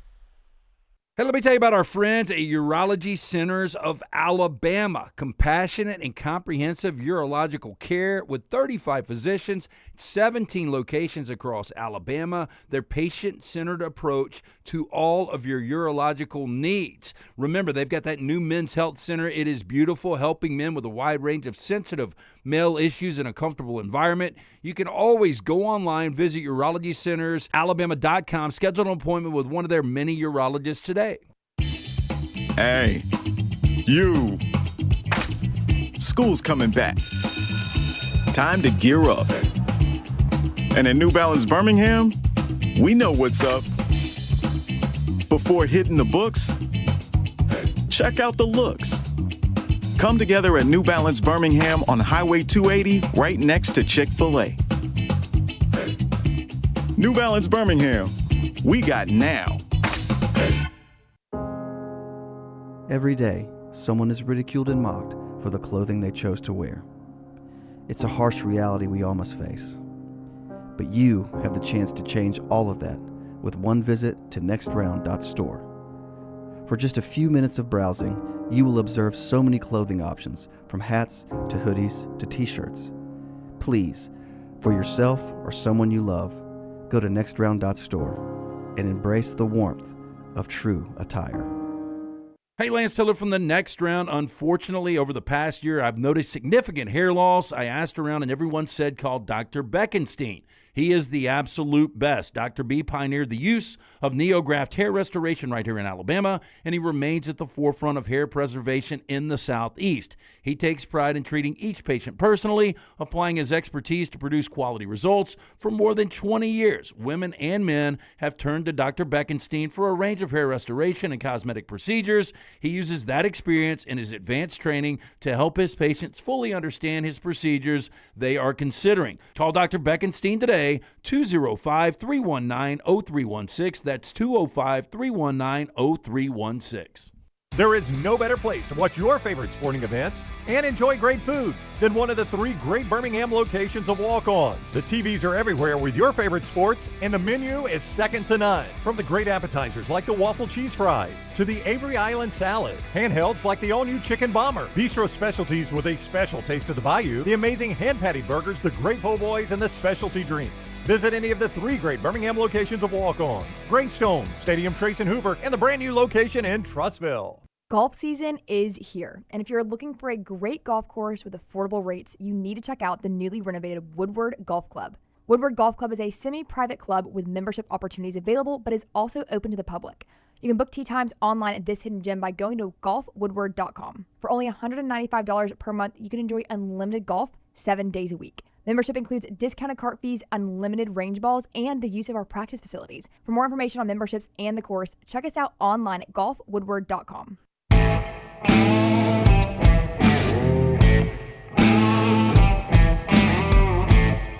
Big Ten Media Days going on for the next 3 days. Let's talk a little Big Ten football right after LT tells us about CPAP Plus. Yeah, so our friend Ush yesterday came in all excited because he's been on a CPAP for a while, but the problem is he wanted new equipment and he can't get any help between his doctor, insurance, and where he was getting his CPAP supplies. And so he would get sent stuff. He didn't even know what was going on. He wouldn't get reimbursed. He said he went into CPAP Plus last week. They handled everything. They made the call to the doctor. Doctor made the call to the insurance. He got all of the equipment he needed. Turnkey. That's what these guys are all about. Why would you buy your mask and supplies from Amazon or online? Go see the folks at CPAP Plus. See what you're buying. Visit any of those 3 convenient locations. Pelham, Highway 280, now open in Trussville. Free CPAP checkup. Also free filters. No appointments needed. They carry the best equipment from names like ResMed, React, and more. Mask and supplies in stock every day. If you need it today, guess what? They've got it today. They also have the travel CPAP machines in stock. Sign up for the July giveaway for a free travel CPAP. Just Google CPAP Plus or come into one of those 3 convenient locations. Make sure you tell them the next round sent you. Go see the O'Neill brothers with over 200 5-star reviews on Google. They are CPAP users themselves. They're going to help you out at CPAP Plus. 2-minute warnings, one of the new rules this year. In-helmet communications. Kirby said not because of the sign stealing at Michigan. Kirby Smart at SEC Media Days. He's on the committee, the rules committee. He said we're just trying to make the game more streamlined like the NFL. The best rule we haven't talked about, and this is going to make end of games so much better. No consecutive timeouts.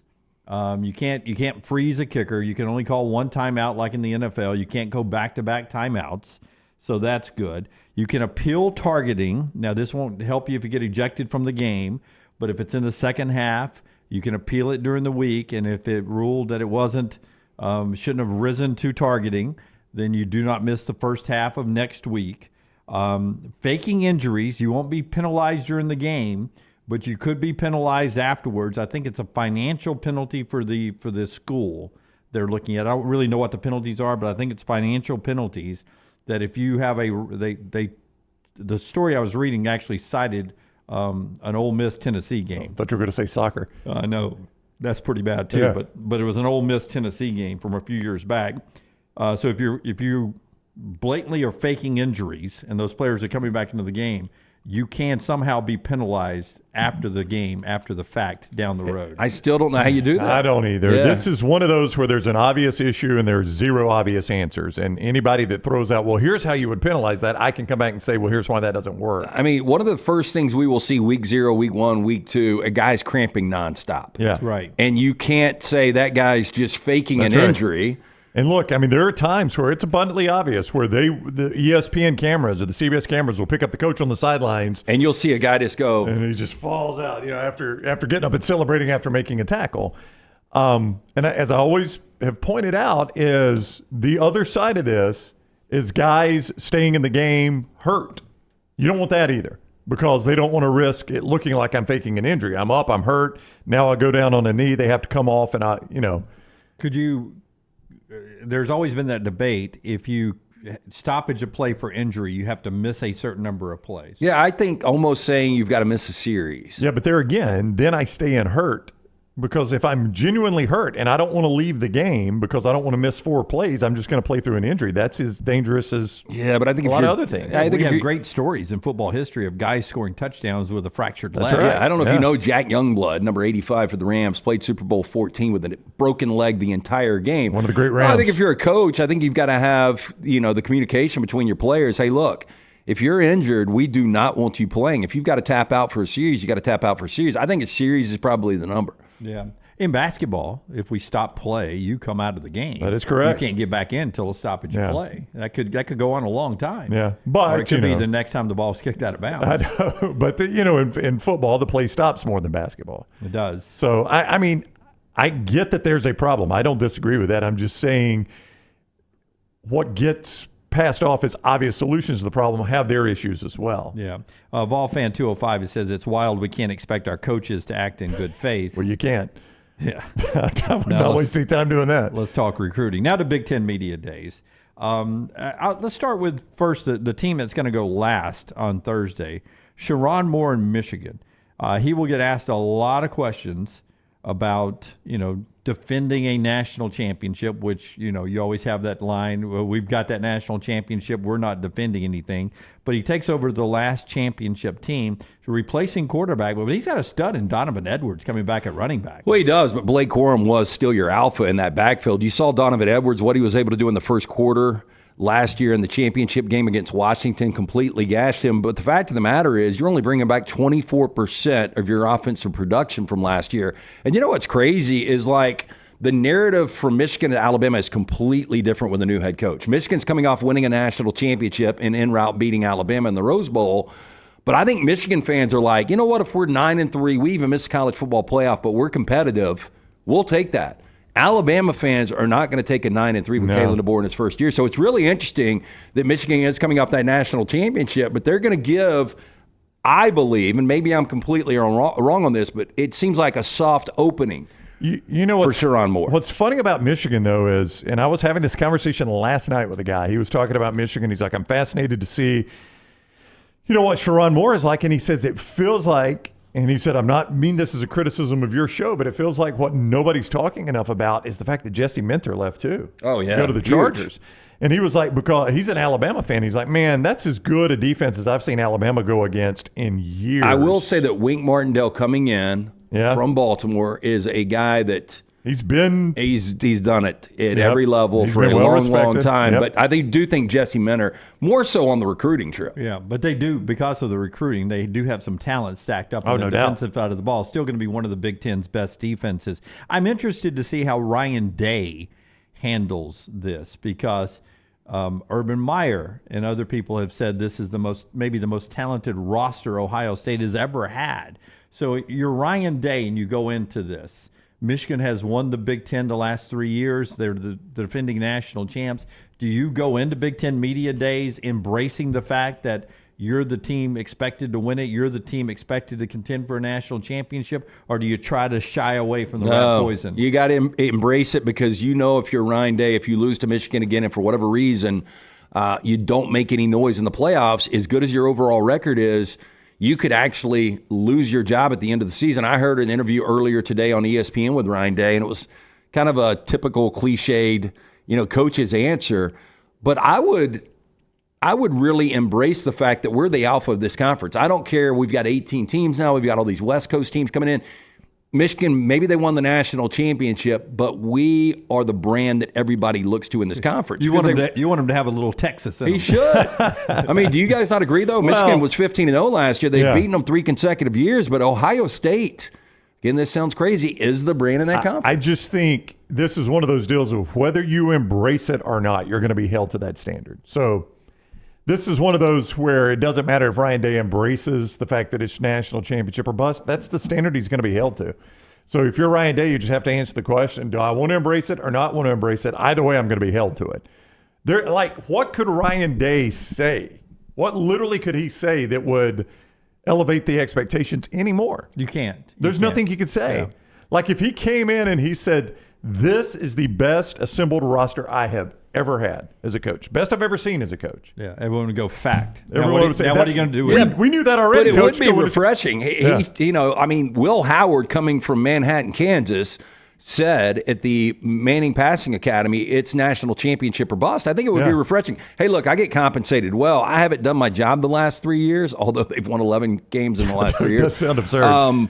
But I'm taking accountability here. If we don't win a major championship here this year, it's my a failure. That's my failure. Oh, I am the only one that can screw this up. I am the only one that can screw it up. And again, what would Ohio State fans say?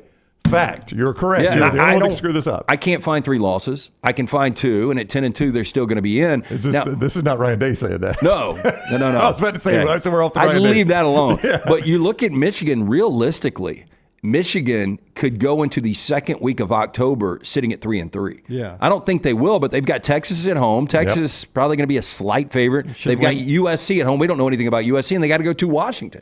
Yeah. So they could literally be 3-3, and then if you're a Michigan fan, you're like, damn, what has happened? I don't expect Washington to be that good, but I may be wrong. But it's still on the about road, that. and they still do have a lot of talent. A tough place to play. I'm going to ask you a question right after you tell us about Michaelson Laser Vision. And by the way, you still got Oregon and at Ohio State on that schedule. I'm going to ask you a question about Ohio State after you tell us about Michaelson on what could go wrong for the Buckeyes this year. 205-969-8100. That is the number you need to call. Ask for Amy. Ask about the pre-inflation pricing. Make sure you tell her the next round sent you. I've got the 2015 Vision, better than 2020. I've had it for more than 2 decades now. Make the call that I made, 205-969-8100. Dr. Mark Michaelson, Dr. Jen Michaelson. For more information, michelsonlaservision.com. In the mybookie.ag chat room, Zach says 9-3, not a pass for DeBoer with the schedule they have this year. I don't know why DeBoer needs a pass. I mean, he's proven he's a good football coach, and you're proven that this roster is really, really good. I'm not talking about his job's in jeopardy at all. I'm just talking about Alabama fans are going to be like, what the hell?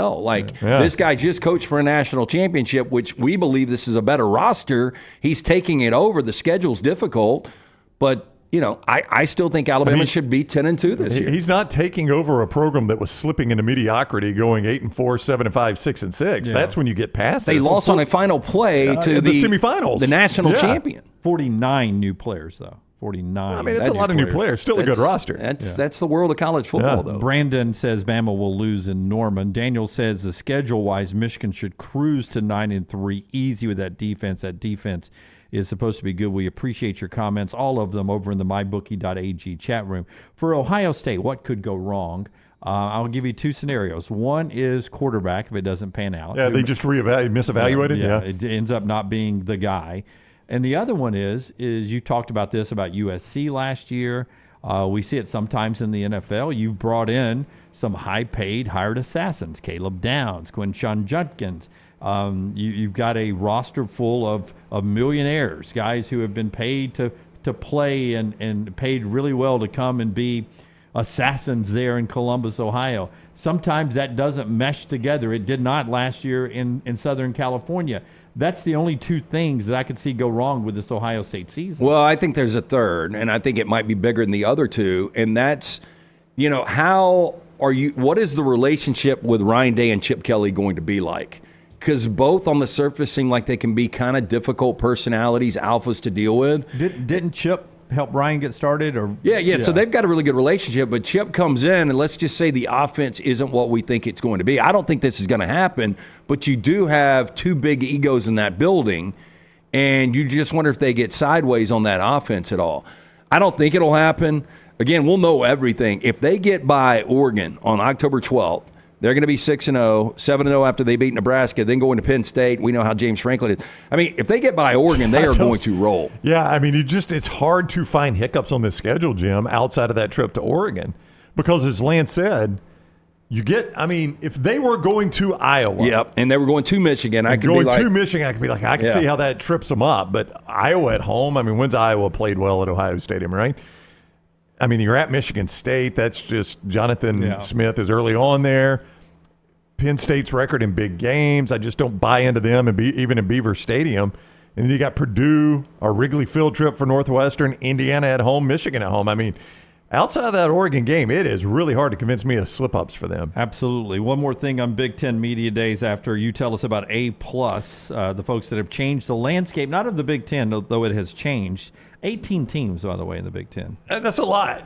It's 8 more than 10. Yeah. Last time I went to Jack State. Back to the 2-minute warning. This is trending in the direction we all know. Big Ten, SEC, massive 2 conferences. I agree with you guys. I don't like it, but I mean, I never thought we'd see a world with 18 teams in a conference. If you are tired of outdated bath, shower, kitchen, master bedroom closet, my man Brad Bell can help you. He specializes in those rooms, the master bath, the kitchen, and the master bedroom closets, which is good news because those things really pop when you go to sell your house and you enjoy them while you have your house. Here is Brad's number, 205-422-1758. That is 205-422-1758. A-Plus Tile Home Remodeling. Anywhere in the state of Alabama, they can help you. My wife scoured the internet when it came time to do our bathroom, and she found Brad Bell. I'm glad she did. We gave him our vision. He built our vision. He doesn't just come in and say, this is how I'm doing it, get out of the way. He listens to you. Brad Bell, 205-422-1758. Chris H. in the mybookie.ag chat room. How does one find hiccups? Aren't they usually unexpected losses? Hiccups are always unexpected.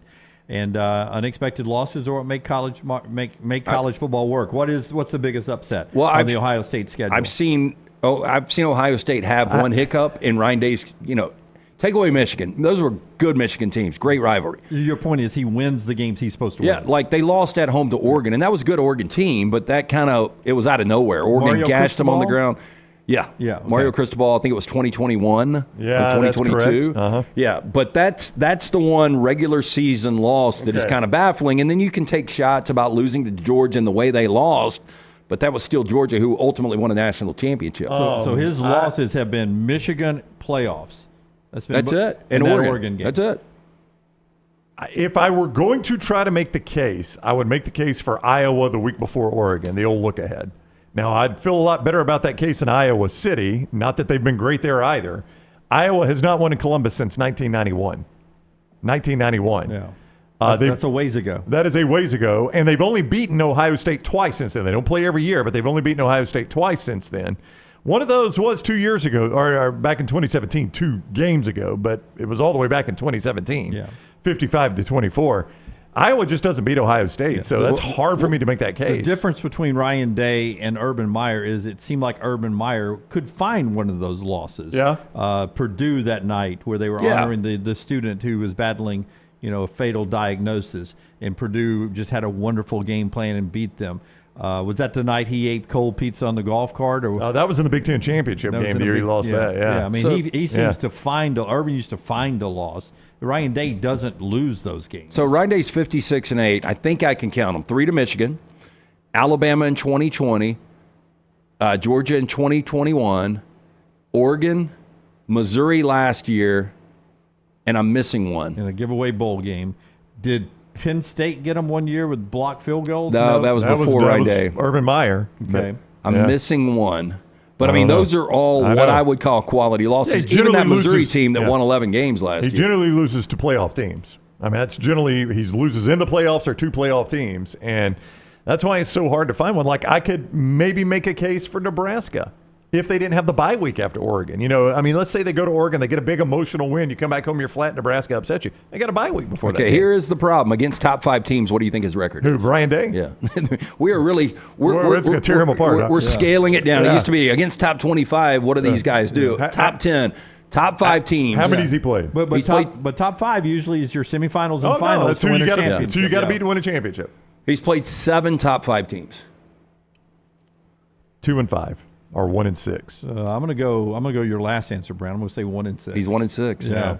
Clemson, everyone is saying, is the other team. That's right. Semifinals. Yeah. But again, that was in the college football playoffs. Yeah. I mean, he loses in the playoffs or the playoff teams. Yeah, and his one game that he lost in the regular season and he wasn't supposed to was at home against a top 20 team. Like the Missouri loss, I'm not going to hold against him. He was starting a kid at quarterback that was wearing like number 22. I watched it again the other night. I forgot where I was, but that game was on.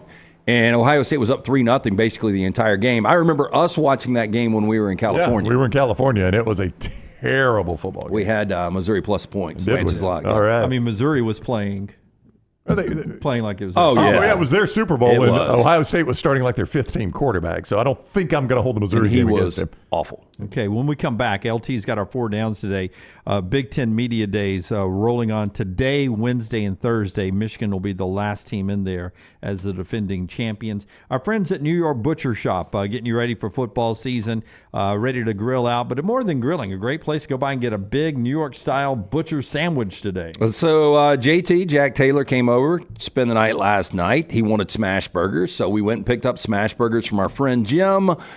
Did smash burgers last night with those baked beans. Talk about the incredible sides. Just fantastic. Like, I just don't know where you can actually get better meat than you can get at the New York Butcher Shop. I mean, just around the country, it is that good. The finest and certified Angus prime beef steaks, the burgers I talk about, premium pork chops, ribs, all natural chicken cut to order just for you with a great selection of fine wines and desserts.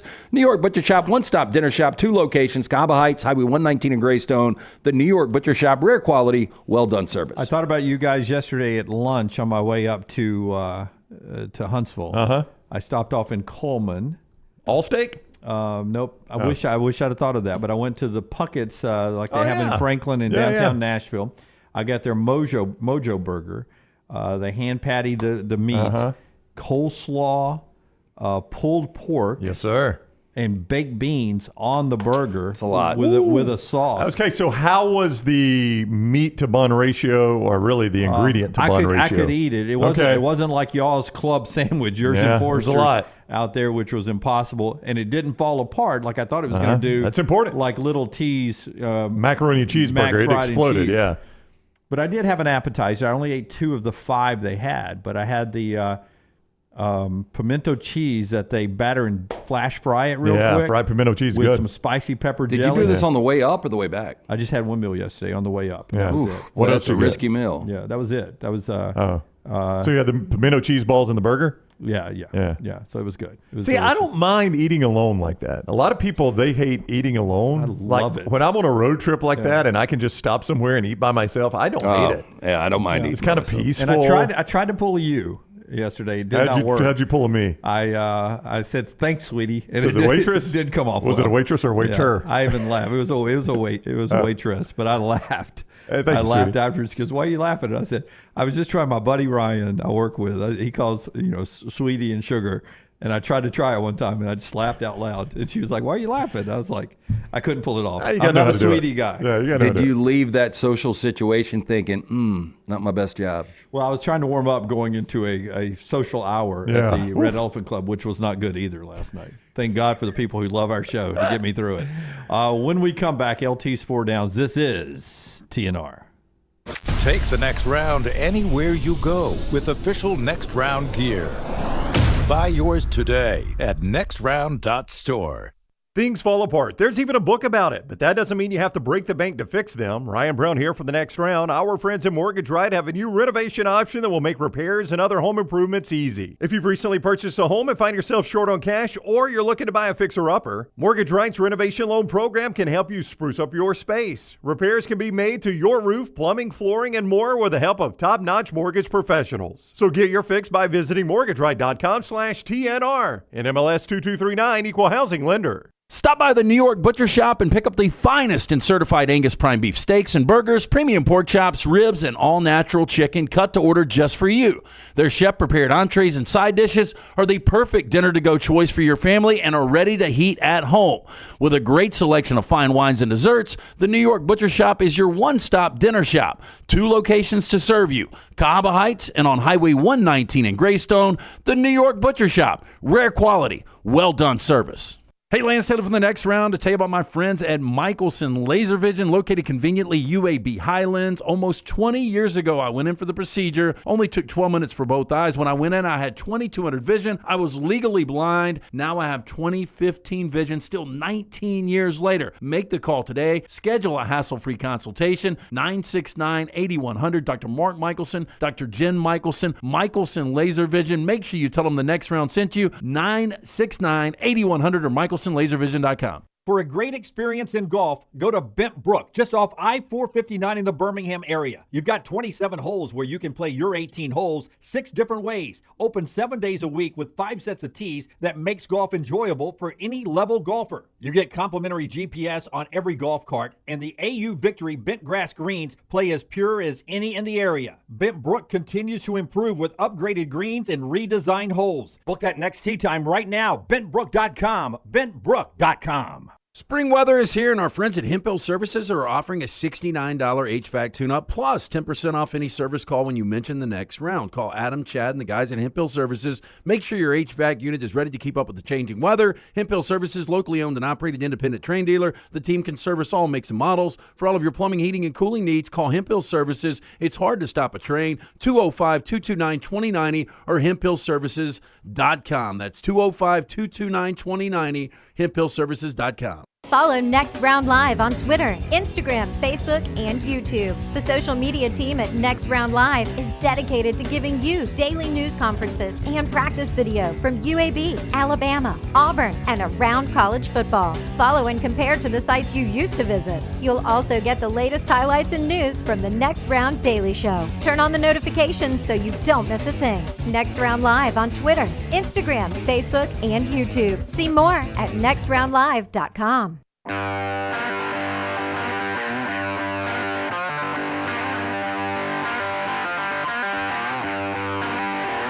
Okay, Forrester has another video for me here in just a second. He just sent it to me in the text. I'll let him explain it to us after LT tells us about Dr. B. Dr. B, the guy that's realigned his hair as we talk realignment. Absolutely. He's helping out. Not only has he helped me out for the last couple of years, he's helping Brown out. We decided yesterday as a group that if you've got somebody in your life that at least you're close to and they're starting to thin out a little bit, tell them, be preemptive. Dr. B can save the day. He can save those hair follicles. Dr. B pioneered the use of NeoGraft hair restoration in Alabama, remains at the forefront of hair preservation in the Southeast, takes pride in treating each patient personally, applying his expertise to produce those quality results. For more than 20 years, women and men have turned to Dr. B for a range of cosmetic and reconstructive procedures. I do the non-invasive treatment 3 times a week, 30 minutes each time on the couch. That is it. My hair has more than doubled in thickness. For more information and to schedule a consultation, call 205-319-0316. That's 205-319-0316. Make sure you tell them the Next Round sent you. For more information, t3hair.net. All right, Forrester, give me Forrester's microphone, Rockstar, because I want to ask him about this video. Where is the video originating from, Forrester, and what's happening in this video? You've just texted it to me. It is a picture. Okay. So Oregon's in what conference now? They're in the Big Ten. Big Ten. Well, where is Big Ten Media Day? That's Indianapolis. Indianapolis, I think. The Ducks are taking over Indy. Oh, the no. Ducks are taking over Indy. Oh, it's a big duck. It's a big duck. It's not going to fit under that bridge. It's not. Stop, duck. It's going to run it. Is that a drawbridge? I hope it's anchored. Oregon is the program that buys exotic animals just to show you they got FU money. That's right. I mean, we're just going to put a float. That's actually pretty cool. What is that river? It's the White River, LT, not to bring race into this, but that's the White River right there in downtown Indianapolis. I was in Indianapolis. I didn't know they had a never river. Saw it. It was too cold to pay Yeah, attention to anything when we were up there. It was frozen the time you were there. Yeah, old White River there in downtown Indy. That's pretty cool. Chris Dion sending that video out today. It's Big Ten country now, the Oregon Duck. Somewhere. Well, the Trojan horse is going to roll up in a little bit. So. Yeah, I mean, where's the love? Yeah, I guarantee you UCLA doesn't bring a prop. Yeah. By the way, before LT gives us his 4 downs, PJ Fleck apparently is not in great standing with the folks at Minnesota going into the season. Are you talking about the administration or fans? The administration. I'm not surprised. Because he apparently tried to get any job he could this offseason in their last coaching carousel, including heavily pursuing the UCLA job, since you brought up UCLA there, that PJ wanted out of Minnesota and was willing to I know historically UCLA probably better than Minnesota. Well, I don't know about now. I don't know about now. I mean, I can't believe I'm about to say I don't know that it's an upgrade to go Minnesota to UCLA. I don't know. That's I don't know if it is either. My question is, how do you look at former great running back UCLA Deshaun Foster and look at PJ Fleck and choose to go with a first-time head coach? That's a good question. Well, I'm baffled because PJ Fleck's done a really – even last year, the dude was 6-7. Yeah, which by Minnesota standards, that's an okay year. Yeah, I mean, so in 7 years, 5-7, 7-6, 11-2, 3-4 in COVID. Throw that one out, and then 9-4, 9-4, 6-7. He's done an incredible job there. And he doesn't just feast on non-conference. He's 29-32 in the Big Ten. I mean, for Minnesota to be almost 500 in the Big Ten? Yeah, I'll go and tell you this. You're not going to get a better coach than PJ Fleck. Yeah. Western Division, though. I mean, we talk about Georgia. Change. Yep. We talk about Georgia's schedule being different. They're going to be different now for Minnesota moving forward. You expect at some point. So, but what is that schedule for Minnesota this year? That's the thing. And I don't even think it's a pivotal year. If he wants to leave, he can leave. But there's no way they would fire him. He's making $6 million a year. Minnesota. They open against North Carolina. That's one of the best Thursday night games. That's Big swing game. Primetime Fox game, but that's certainly a winnable game. Rhode Island, Nevada, Iowa at home. They better open 4-0, though. At Michigan, USC, UCLA on the road, Maryland, at Illinois, at Rutgers, Penn State, at Wisconsin. I mean, it looks like one of those schedules where they'll probably be 7-5 or something like that. Yeah, they could be 8-4, though. Yeah. That's a hell of a year. I agree. Four Downs brought to you by our friends at Slice. Lance has it 99.9% of the days, except when Rockstar does it. And he's always tells us about those great folks at Slice. So not only does Slice have 5 locations, I've got 5 Downs today. All right. So the original, Lakeview, Vestavia, Montevallo, Crestline Park, the newest location in Edgewood. Get in to see the Bajaya Brothers local pizza, local ingredients. For more information, slicebirmingham.com. First down. What is more surprising, that Ohio State or Oklahoma hasn't won their conference since 2020?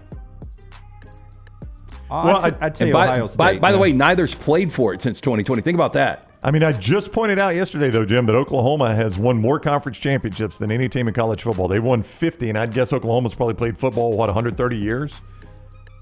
Maybe 140 years? I would just say the coaching. They've won 50 championships. The coaching change there. Yeah.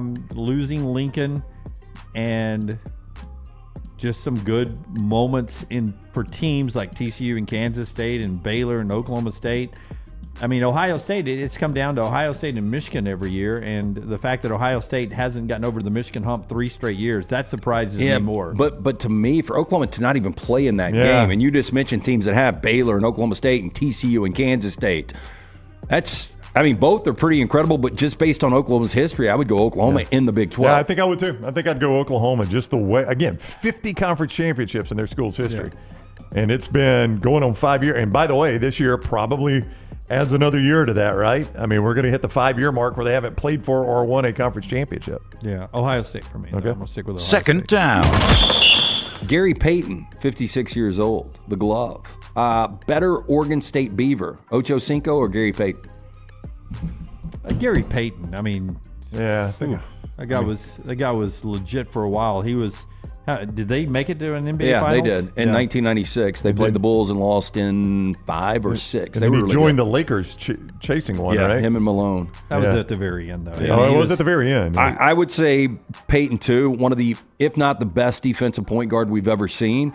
But Ocho Cinco, 3 times first team All-Pro, and for a moment it seemed like he was going to be a Hall of Fame receiver. Yeah. There was a window of about 3 to 5 years that Chad Johnson, right? Ocho Cinco. Yeah, I mean, it was a good combo. You had he and TJ Hushmanzada. I mean, that was a pretty good combo of receivers, right? For sure. The greatest fantasy football. Who, TJ Hushmanzada? Yeah. Hushmanzada. I used to pick that. It was amazing. Yeah, I He had the rat tail before the rat tail was in. I think I'll go with the glove. I think I'm going to agree with Peyton on this one. Yeah. There were fantasy team names like Hushamama, that kind of stuff back when Hushmanzada was playing. That was a great combination. Am I right that NBA Gems early on, the Supersonics team was the glove and Sean Kemp? Yep. I think. Yep. It was one of the best teams you could be, too, because Sean Kemp was almost unstoppable. B.J. Armstrong and Scottie Pippen. Eddie Jones and Nick Van Exel. Forrest Grant. Yeah, and then one time it was, I think Chris Mullen and who was the Pacers team? Mitch Richmond. No, that was Golden State. Yeah, when it was Chris Mullen, Mitch Richmond. That was an underrated team. You could be on NBA Jam too, because Mullen would shoot the eyes out of it. So could Mitch Richmond. Yep. Third down. Nomar Garcia-Parra, 51 today. Better Georgia Tech Yellow Jacket, Garcia-Parra or Stephon Marbury? I think I'll go Nomar.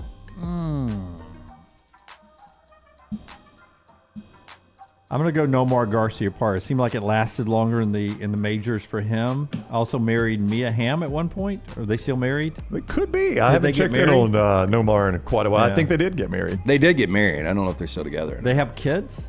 I couldn't really answer that. Yeah. I bet they're good athletes if they do. I mean, if they did, let's sign them up to our Next Round Sports Agency. So they have Ava Caroline and Grace Isabella, and they are still married. Good for them. Yeah. Nomar and Mia. Yeah, I think I'll go Nomar in this one, Lance. I will too. Fourth down. Very random here. Slash, 59 years old today. Okay, Slash is with Guns N' Roses. Very good, yeah. Okay, look at him go. Plays the drums for them. Better career, Slash or the cheetah, Tyreek Hill? I will go Slash. As much as I love the Dolphins and Tyreek Hill, I think Slash, Rockstar, I'll go to you on this. Among the 5 best guitarists of all time? Yeah, he's just so versatile to be with Guns N' Roses. You don't know? He's played multiple tracks with Michael Jackson. Yeah, he's great. He's got a signature look. Like, he's kept that look since 1985. What are we going to do? We're going to do Jimi Hendrix here. We're going to do, who else? Give me guitars. Jimmy Page. It's just so hard to debate. Yeah, I think Slash is in that group. They keep bringing him in for commercials, spots, and such like that. He still has that look, the sunglasses with the hair and the damn top. He really hadn't aged much. No, after Guns N' Roses, has he played with anyone else? Velvet Revolver. Velvet Revolver, Slash's Snake Pit was his side band. He's played with Michael Jackson. He's played with a ton of people. Tyler says the original hat he wore, he shoplifted. That's what Tyler says in the mybookie.ag chat room. I think it got stolen at one point too. I think during the Use Your Illusion tour. So Eddie Van Halen, better guitarist. Eric Clapton, better guitarist. It's different dynamics. I know. It's Eddie Van Halen did finger tapping. Slash doesn't do that. So it's just different. I'm going to have Slash in my top 5. It is subjective. It is. Yeah. Slash had what we call a drug problem. A little bit. Yeah. Great T-shirt wear. He has the best T-shirts I have ever seen. If you ever see a picture of him, he has amazing T-shirts. You think maybe the entire band was into that, Lance? Except Axl Rose really wasn't. Really? I think maybe for a minute, but he was so pissed off because they were so messed up. Yeah, well, Duff was really bad, but he cleaned himself up. He's he can do financial advising and stuff. Duff's a smart guy.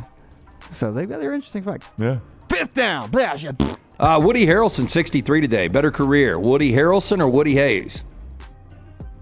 As you know, I am in a minority here. I've never liked Woody Harrelson as an actor. I feel like it's just Woody Harrelson in every role. I love him, but Woody Hayes is a better coach than Woody Harrelson is an actor. I'm going to go Woody Hayes as well. I'm going to go Woody Harrelson. Yeah, what do you know about Woody Hayes? I know he won national championships at Ohio State. I just know Woody Harrelson from Cheers, so unlikely to be really the breakout star of Cheers, even over Ted Danson, to what he did with True Detective. Yeah. To me, The People versus Larry Flint may be his best role of all time. No, my favorite role was he and Demi Moore in that so cheesy. Robert Redford. Indecent Proposal. Indecent Proposal. When he's painting on the bathroom and she's laying there supporting him, it's good love scene there. Love that. But I'm going to go Woody Hayes. Not really a really loving couple if you send your wife to get banged via helicopter. $1 million, right? It was a yeah, but that's money before love, right? No, absolutely, it's money before love. So I don't think you can call that a love story. You've made her a prostitute. Well, what is that $1 million worth now? Because in inflation, basically that was in the 90s. 93, yeah. 94. Forrester is right about this in the chat room. Anybody around my age or younger, really all you remember Woody Hayes for is punching the Clemson player and how he ended his career doing that. That's right. But I don't remember him coaching, but I just know what he did. Pull him up real quick. How many national champions? I think 3. I thought he had 2, but was it 2? Yeah. Maybe 3. Yeah.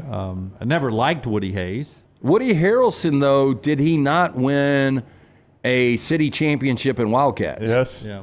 White Man Can't Jump was amazing, too. Yeah. Loved him for that. So Woody Hayes, Woody Harrelson in No Country for Old Men was really good. Very brief. That's what our Stews says.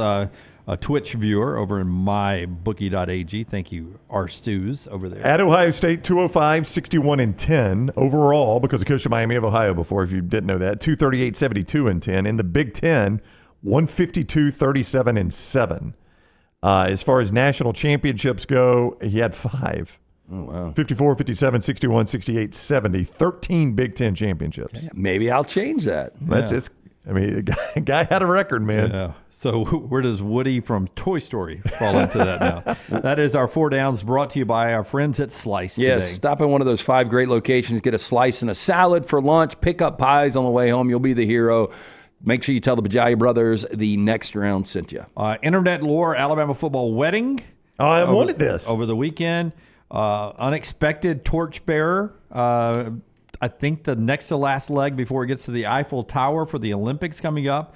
Braves free agency and more college football, all in the final hour of the show, plus trash right here on the show, brought to you by Bud Light. Easy to drink, easy to enjoy. We're back in a moment on TNR. Never miss anything Auburn. Watch Village Vice at Wardam Pods on YouTube and listen wherever you get your podcasts. Hey, you. School's coming back. Time to gear up. And at New Balance Birmingham, we know what's up. Before hitting the books, check out the looks. Come together at New Balance Birmingham on Highway 280, right next to Chick-fil-A. New Balance Birmingham, we got now. The wait is over. Tonali has arrived. Beautifully distinctive Italian styling and performance. Come test drive the all-new 2024 Alfa Romeo Tonali plug-in hybrid at Alfa Romeo of Birmingham. The all-new Tonali offers best-in-class horsepower and torque, fastest 0 to 60 times in its class, plus best-in-class range with full electric charge. And best of all, qualified Tonali leasees are eligible for up to $7,500 EV tax credit factored into your lease. Hurry down to Alfa Romeo of Birmingham and experience the all-new Tonali. Golf season is here, and if you're looking for a great golf course with affordable rates, you need to check out the newly renovated Woodward Golf Club. Woodward Golf Club is a semi-private club with membership opportunities available, but is also open to the public. You can book tee times online at this hidden gem by going to golfwoodward.com. For only $195 per month, you can enjoy unlimited golf 7 days a week. Membership includes discounted cart fees, unlimited range balls, and the use of our practice facilities. For more information on memberships and the course, check us out online at golfwoodward.com. A legendary coach once said, "It's not the will to win that matters. It is the will to prepare to win." Hi, I'm Bobby Humphrey, Vice President of Business Development for Bryant Bank, and I can tell you that our Bryant bankers have the dedication and experience to put together a financial game plan that is right for you. At Bryant Bank, we specialize in community banking and offer personal and business loans, checking and savings account, mobile banking, and treasury management services. Stop by one of our 18 offices across the state of Alabama to find out what unbeatable service and legendary results are all about. You could win a Cadillac CT5 or your share of $25,000 in free play and cash at Birmingham Racecourse Casino. The more you visit, the more chances you have to win. Play the latest, most exciting games around with fun bonuses and big jackpots. You can be a winner too. Come win your share during the Cadillac CT5 and $25,000 giveaway at Birmingham Racecourse Casino. Drawings April 5th and 6th. Located off I-459, exit 31, Derby Parkway. Must be 21 or older, must be present to win. Every day, someone is ridiculed and mocked for the clothing they chose to wear. It's a harsh reality we all must face. But you have the chance to change all of that with one visit to nextround.store. For just a few minutes of browsing, you will observe so many clothing options, from hats to hoodies to t-shirts. Please, for yourself or someone you love, go to nextround.store and embrace the warmth of true attire. Jim Dunaway, Lance Taylor, Ryan Brown, and Rockstar. Live from the Birmingham Racecourse Casino Studios, the next round, presented by Bud Light, is on now. This hour brought to you by Champy's world-famous fried chicken right there on Highway 119 in Alabaster. Pretty soon, Sterling will be hosting that pre-Thompson High School football crowd on a Friday night. He has date nights there all the time. Great bar location there, Highway 119 in Alabaster. Did you know that Sterling's been in that location for over a decade there. Ready for lunch, open right now. Dinner as well, to-go orders, and win your tailgate all fall long. Champy'sChicken.com, Champy'sChicken.com.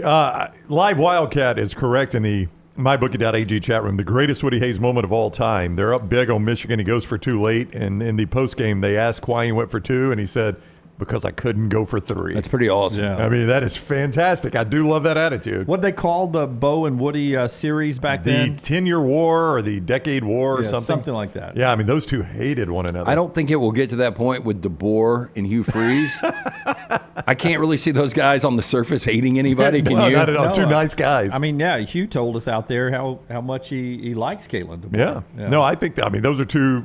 They are not cut from the same. Well, in some ways, they're cut from the same cloth as Woody Hayes or Bo Schembechler. I appreciate the different world now. Humanity side of it, but to give us something to talk about, I kind of wish these coaches hated each other.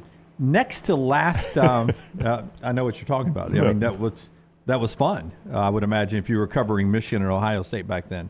The next to last leg before the torch gets to the Eiffel Tower, which is right before it comes into the Olympic Stadium for the opening ceremonies Friday.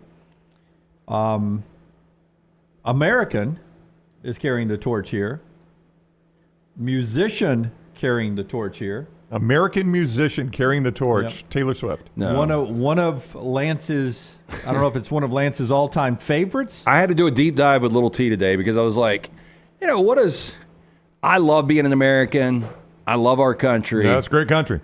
But when you've got Hulk Hogan ripping a shirt off. Heck yeah. And then you've got a guy that was acquitted of murder back in the early 90s. I mean, that was like Taylor had no idea that Snoop Dogg was indicted on murder charges, which led to one of the biggest at that time selling albums of all time. Frankly, I never think Snoop is the answer. By the way, Snoop Dogg is the torch carrier. Whoa! Snoop is the next to last leg of the torch. No, next to last leg before it gets to the Eiffel Tower, and then other people gets it into the stadium. Gotcha. Some French people who I don't know who they are. Okay, well, I was about to say next to last leg. That's a lot of TV time on that one. Oh, Snoop will get some TV time. I would assume that weed is legal in Paris. I would guess. Just an assumption. European. I mean, they've always been a lot lighter on their policies when it came to drugs. So Mike D in the MyBookie.ag chat room. Can you see him taking the torch and going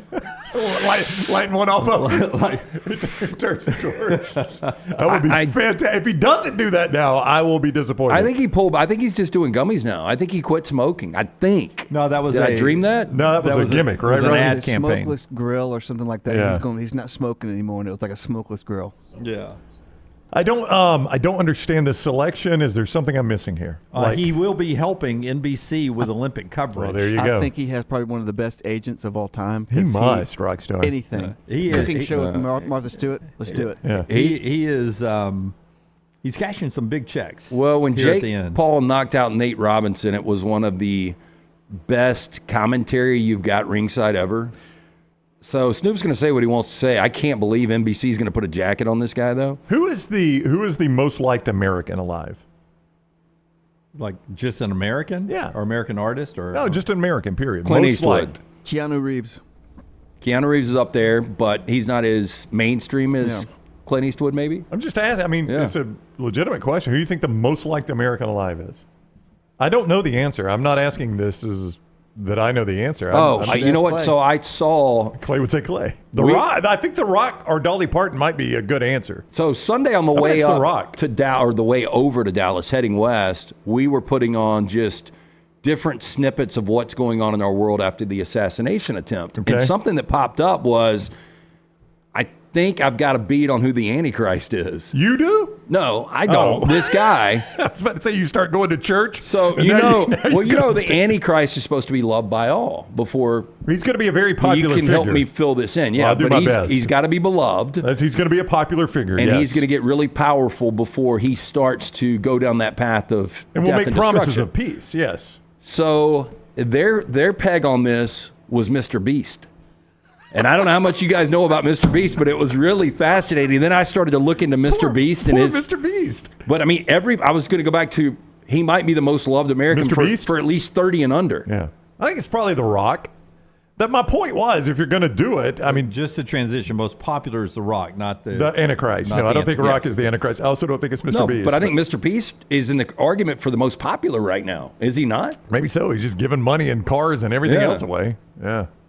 So I just don't know why you wouldn't I get it if he's part of NBC, but I mean, if you're going to go with just the most beloved American carrying the torch. He'll be streaming only on Peacock late night, as you would imagine, for Snoop coverage there of the Olympics coming up. Also, congratulations to former Alabama, now Texas special team coach Jeff Banks, who got married over the weekend to longtime girlfriend Danielle Thomas. Oh, you snuck this story in on me. So is she the one with the therapy monkey? No, the monkey was actually part of the act. That's right. It was part of the wedding party. Yep. It was a ring bearer. The monkey was not the ring It bearer. was. It would be better if it was the flower girl. Brett McMurphy sends it out, but Pole Assassin is actually the name on the Instagram account. Here's some photos. First of all, let me start saying thank you to everyone for helping me turn this into the best day ever.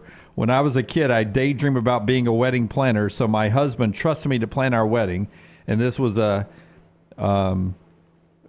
day of hard work, but a big payoff after 6 months of work there. So congratulations to the Banks. Brett McMurphy tweeted, though, pointing out, congratulations, blah, blah, blah. And then he goes, Danielle Thomas, part of a 2021 lawsuit, alleged that her pet monkey, here's the video of the pet monkey,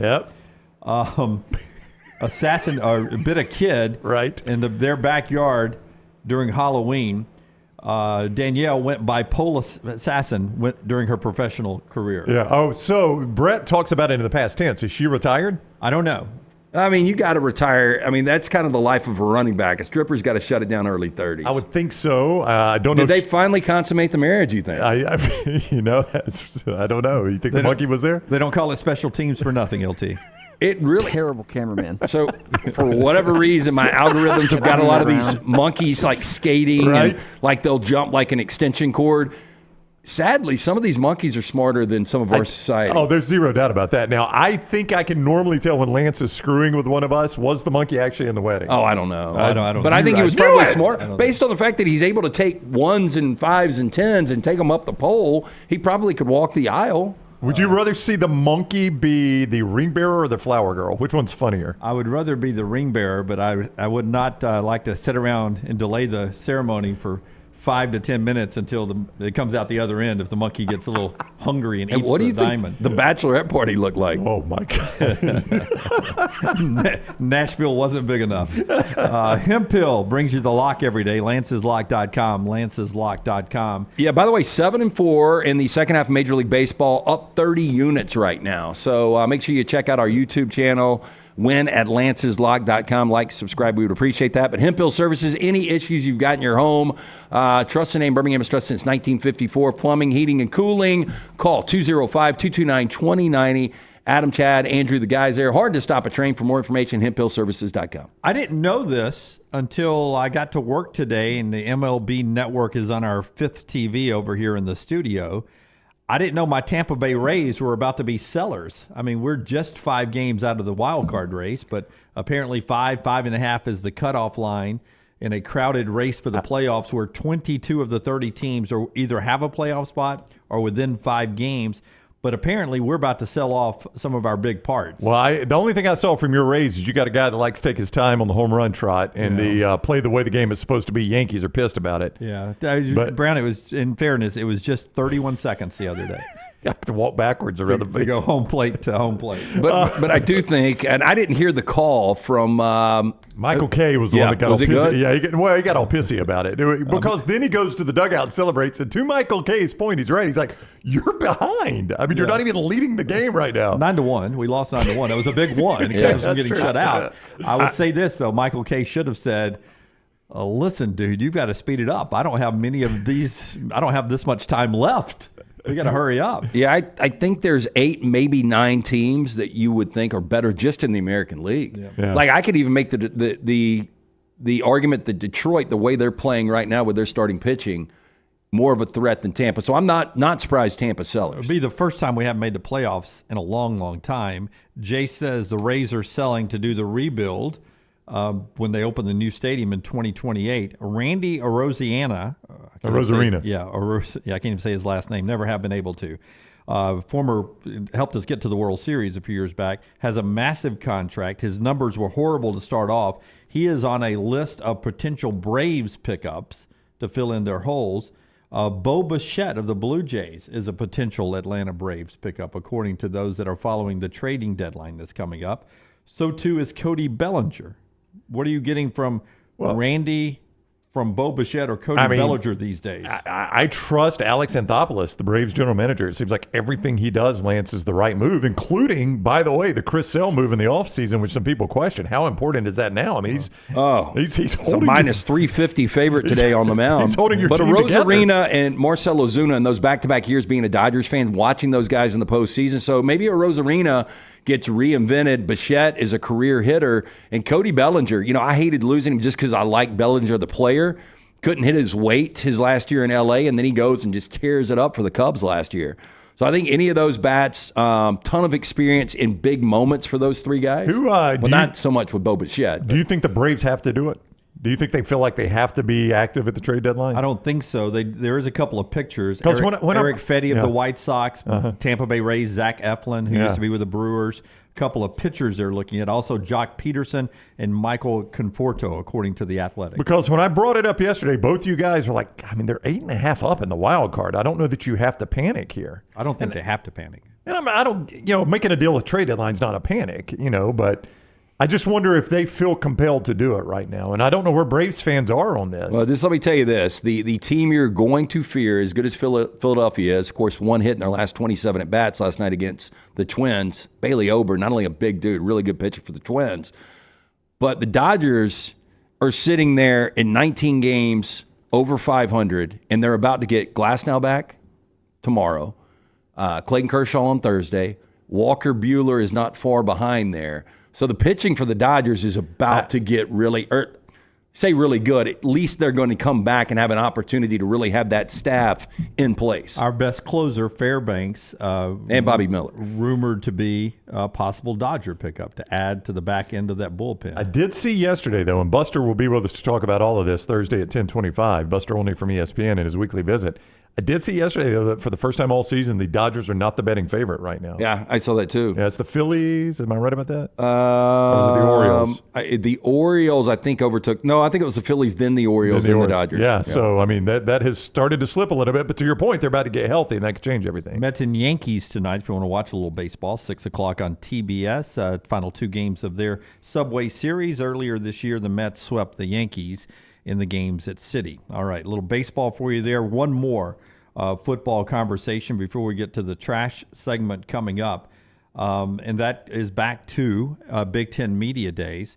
If I asked you who will play apparently Jim Harbaugh was the villain at Big Ten Media Days. He was the guy everybody wanted to go get interviewed because he would say something that was good for the headlines and would sort of poke the bear. Who becomes that guy without Jim Harbaugh there, sort of filling that shoe? A lot of people are pointing to Oregon head coach Dan Lanning, that he's the must-go-get soundbite. Well, I think, you remember the comments, they're in it for clicks, we're in it for wins. What was it against Colorado? Something like that. Yep. He is going to be one of these guys, and I said it about James Franklin. I don't think you've ever got to worry about it with James Franklin. I do think you got to worry about it with Dan Lanning. If he wins a national championship, the ego will be next level. I like Dan Lanning. I think he's really, really good. I think Lincoln Riley could be that guy too, because Lincoln Riley, I think it would be easy to annoy right now coming off that 5-loss season. So I think you could probably get good sound from Lincoln Riley as well. I do think Lanning, they're really, really good. Yeah. So it's easy to talk when you're on the top, right? And B, he's a brash, confident guy. I mean, there's no doubt about that with Dan Lanning. We saw that last year, to Lance's point. One team's in it for the clicks, one team's in it for the wins. I mean, he is a brash, confident guy. I was talking to some guys from On 3 when we were in Dallas, and one of the guys had played for Dan Lanning at Georgia. And he's like, I'm telling you, they are going to be the next Georgia. Which I haven't seen. I've seen Oregon be really good. I just hadn't seen them be able to, hoist, that championship. And until I see it, Can you be that at Oregon is my question. I think you can now in the Big Ten because they still can recruit at such a high level. It doesn't make a lot of sense. I know they've got the bells and whistles and they've got a lot of money, but because it's so far away, it seems like it would make it that much more difficult. Or does he have to come back to the SEC and find a program like Florida or Texas A&M or somebody like that to be the next Georgia? Would you leave Oregon for Florida? As a head coach? Yeah. Not a chance. Not right now. Yeah, I don't think I would either. I got to figure out what's going on at Florida. There's something is a tick off at Florida, right? Now, I say the same thing about Oregon because every coach that goes there leaves. Think about that. I mean, Helfrich got fired, right? Yeah. But Chip Kelly decided to leave. Now, he chased an NFL dream, didn't work out, right? Helfrich got fired. Cristobal was next. No, Willie Taggart for 1 year. For 1 year, and he left and went to Florida State, got fired there. But Cristobal left and went to Miami. I mean, so the things I would say, though, Cristobal and obviously the association playing at Miami always wanted that job, so you can understand that. Taggart wanted to get back to Florida. Yeah, I know. There's always a reason. That Helfrich just got fired. Taggart known for his recruiting specifically Florida. It was just going to be easier for him. I mean, look, there's always a reason they left. I'm just saying, but they all left too. I think Oregon can pay you as much as Florida now. I just think with the Big Ten money, if I'm landing now, everything that really started being built with Mike Bellotti to Chip Kelly to where they are, he can do something none of these guys have done, and that is win a national championship. Now, he's got to win big games first, and he hasn't done that yet. I'll tell you what I'm doing if I'm landing, Dunaway, is I am testing Phil Knight on that promise. Phil Knight said it is a blank check NIL-wise. Well, we're going to see how blank that check is. Let's get blankety-blank going. That's right. All right, trash when we come back. Show being brought to you by our friends at Champy's World Famous Fried Chicken. You know Sterling. Hand-cut chicken fingers. Little T loves them. Rockstar loves them. He makes a specialty ranch for them as well, which they love as well. You can get that right now. Also, the brined overnight cooked to order, deep fried chicken, all the wonderful sides in the Mississippi Delta recipe tamales. It's all at Champy's Chicken, Highway 119 in Alabaster. Back in a moment. Follow The Next Round on Twitter, Instagram, and Facebook at Next Round Live. This hour of The Next Round is presented by the Birmingham Racecourse Casino, now featuring 7 days of giveaways with your chance to win a share of up to $125,000. The more you visit the Birmingham Racecourse Casino, the more chances you have to win. Hey, you. School's coming back. Time to gear up. And at New Balance Birmingham, we know what's up. Before hitting the books, check out the looks. Come together at New Balance Birmingham on Highway 280, right next to Chick-fil-A. New Balance Birmingham, we got now. There is no better place to watch your favorite sporting events and enjoy great food than one of the 3 great Birmingham locations of Walk-Ons. The TVs are everywhere with your favorite sports, and the menu is second to none. From the great appetizers like the waffle cheese fries to the Avery Island salad, handhelds like the all-new chicken bomber, bistro specialties with a special taste of the bayou, the amazing hand-patty burgers, the great po' boys, and the specialty drinks. Visit any of the 3 great Birmingham locations of Walk-Ons: Greystone, Stadium Trace and Hoover, and the brand new location in Trussville. Hang out with the Next Round on the go. Whether you're driving to work, running errands, sitting on the beach, or you just need a break from the real world, we can keep you company. Check out the Next Round, Mystery Fifth Hour, and our other shows on your favorite podcast app. We'll meet you there. Hey, let me tell you about our friends at Urology Centers of Alabama. Compassionate and comprehensive urological care with 35 physicians, 17 locations across Alabama. Their patient-centered approach to all of your urological needs. Remember, they've got that new men's health center. It is beautiful, helping men with a wide range of sensitive male issues in a comfortable environment. You can always go online, visit urologycentersalabama.com, schedule an appointment with one of their many urologists today. Our friends at Longus Furniture believe in getting more style for less. Longus offers a great selection of furniture for your living room, bedroom, dining room, home office, and entertainment room, helping you elevate your home design and decor. Longus offers everything from vibrant outdoor furniture to breezy home accents. Everything you need to create your own sunshine sanctuary. Right now, you can save up to 10% store-wide, receive $300 in Longus sleep credits with select mattress purchases, and access special financing on tons of hot buys. Take exit 280 off the I-65 Hallmark Farms exit today to see what Longus has to offer you. Bryant Bank, member FDIC, equal housing lender.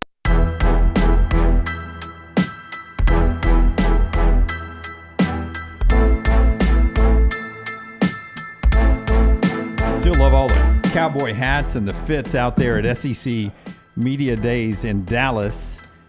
Love to see what the kids are wearing at the ACC and the Big Ten. I will tell you, last night when I was hanging out with Antonio Langham, he was adamant, I should say, about the players needing to show more loyalty. He's okay with them making money and stuff, but he doesn't like them all bouncing around one year and then going back and getting the best offer from another school. Yeah, I've said it before. Like, Tyler Booker is one of these exceptions. It's hard to say Peyton Thorne because he left Michigan State to go to Auburn. He seems like an Auburn guy now. You're just not going to see the Roman Harpers anymore that wear the Letterman's jacket, come back to campus, hang out, really have a passion for their school. Well, that's what Langham said. He said, we still get together.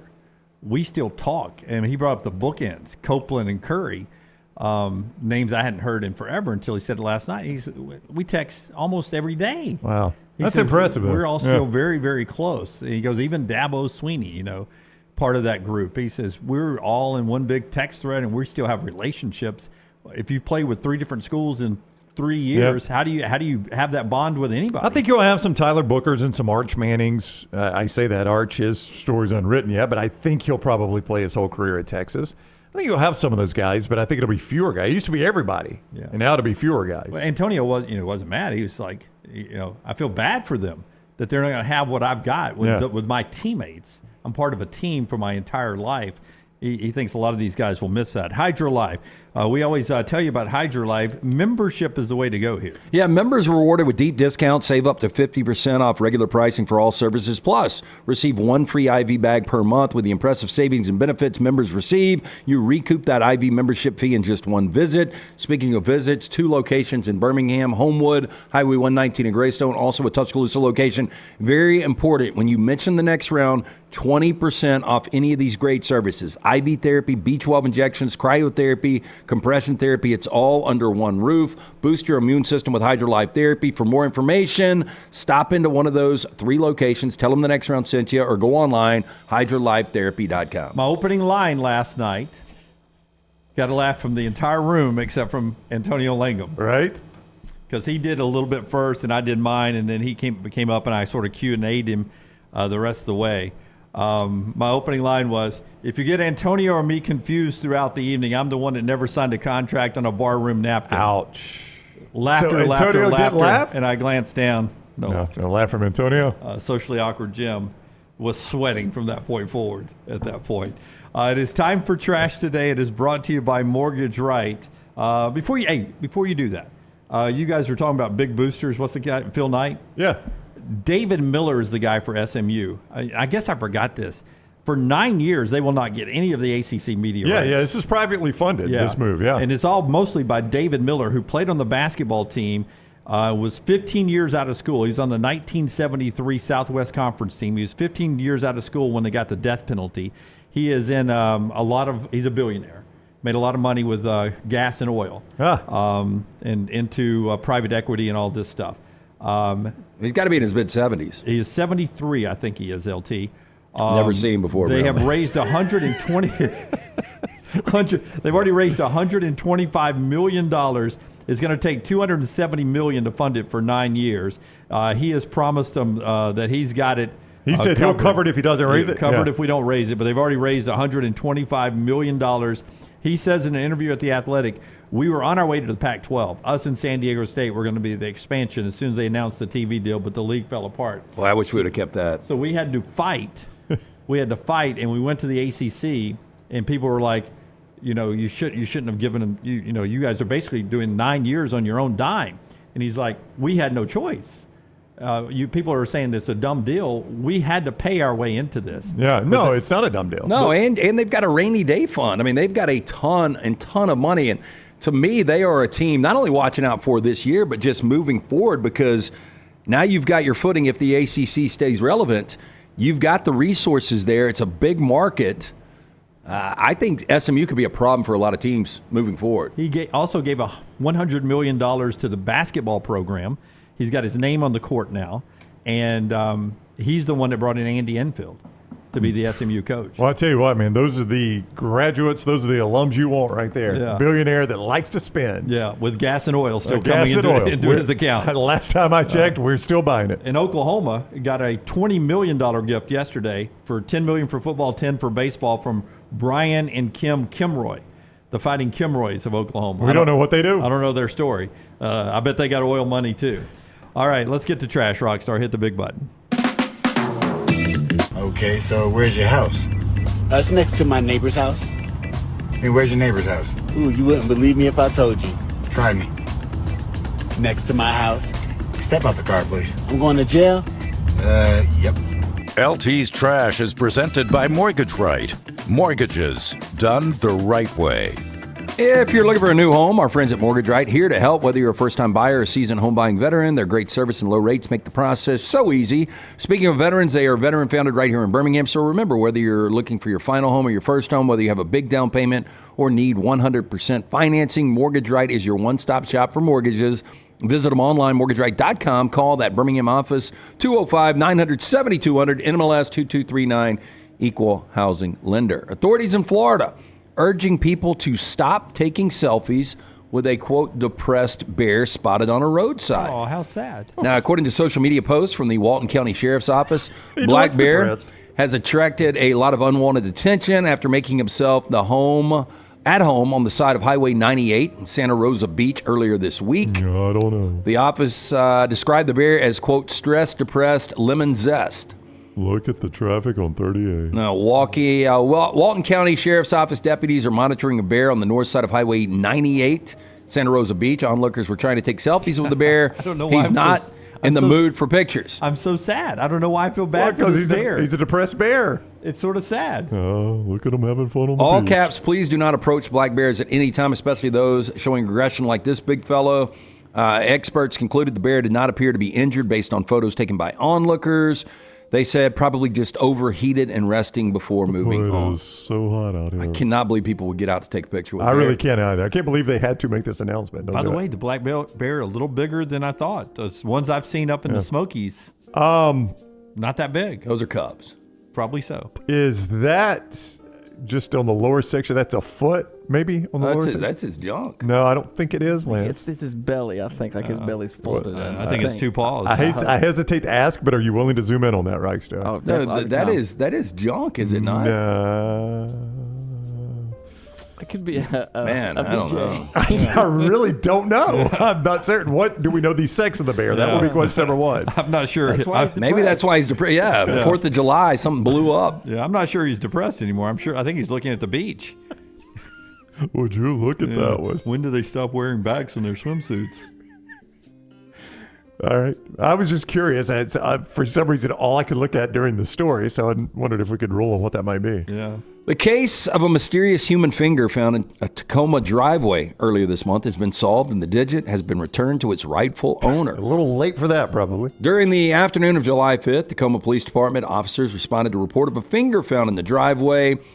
This according to Public Information Officer Detective William Muse. Muse provided an update in the statement to My Northwest Thursday that a person, quote, saw the story and called the Pierce County Medical Examiner's Office, which took custody of the digit to claim the finger. The man identified himself by his surname, admitted to losing multiple digits, quote, messing around with fireworks. Multiple digits. I admit it.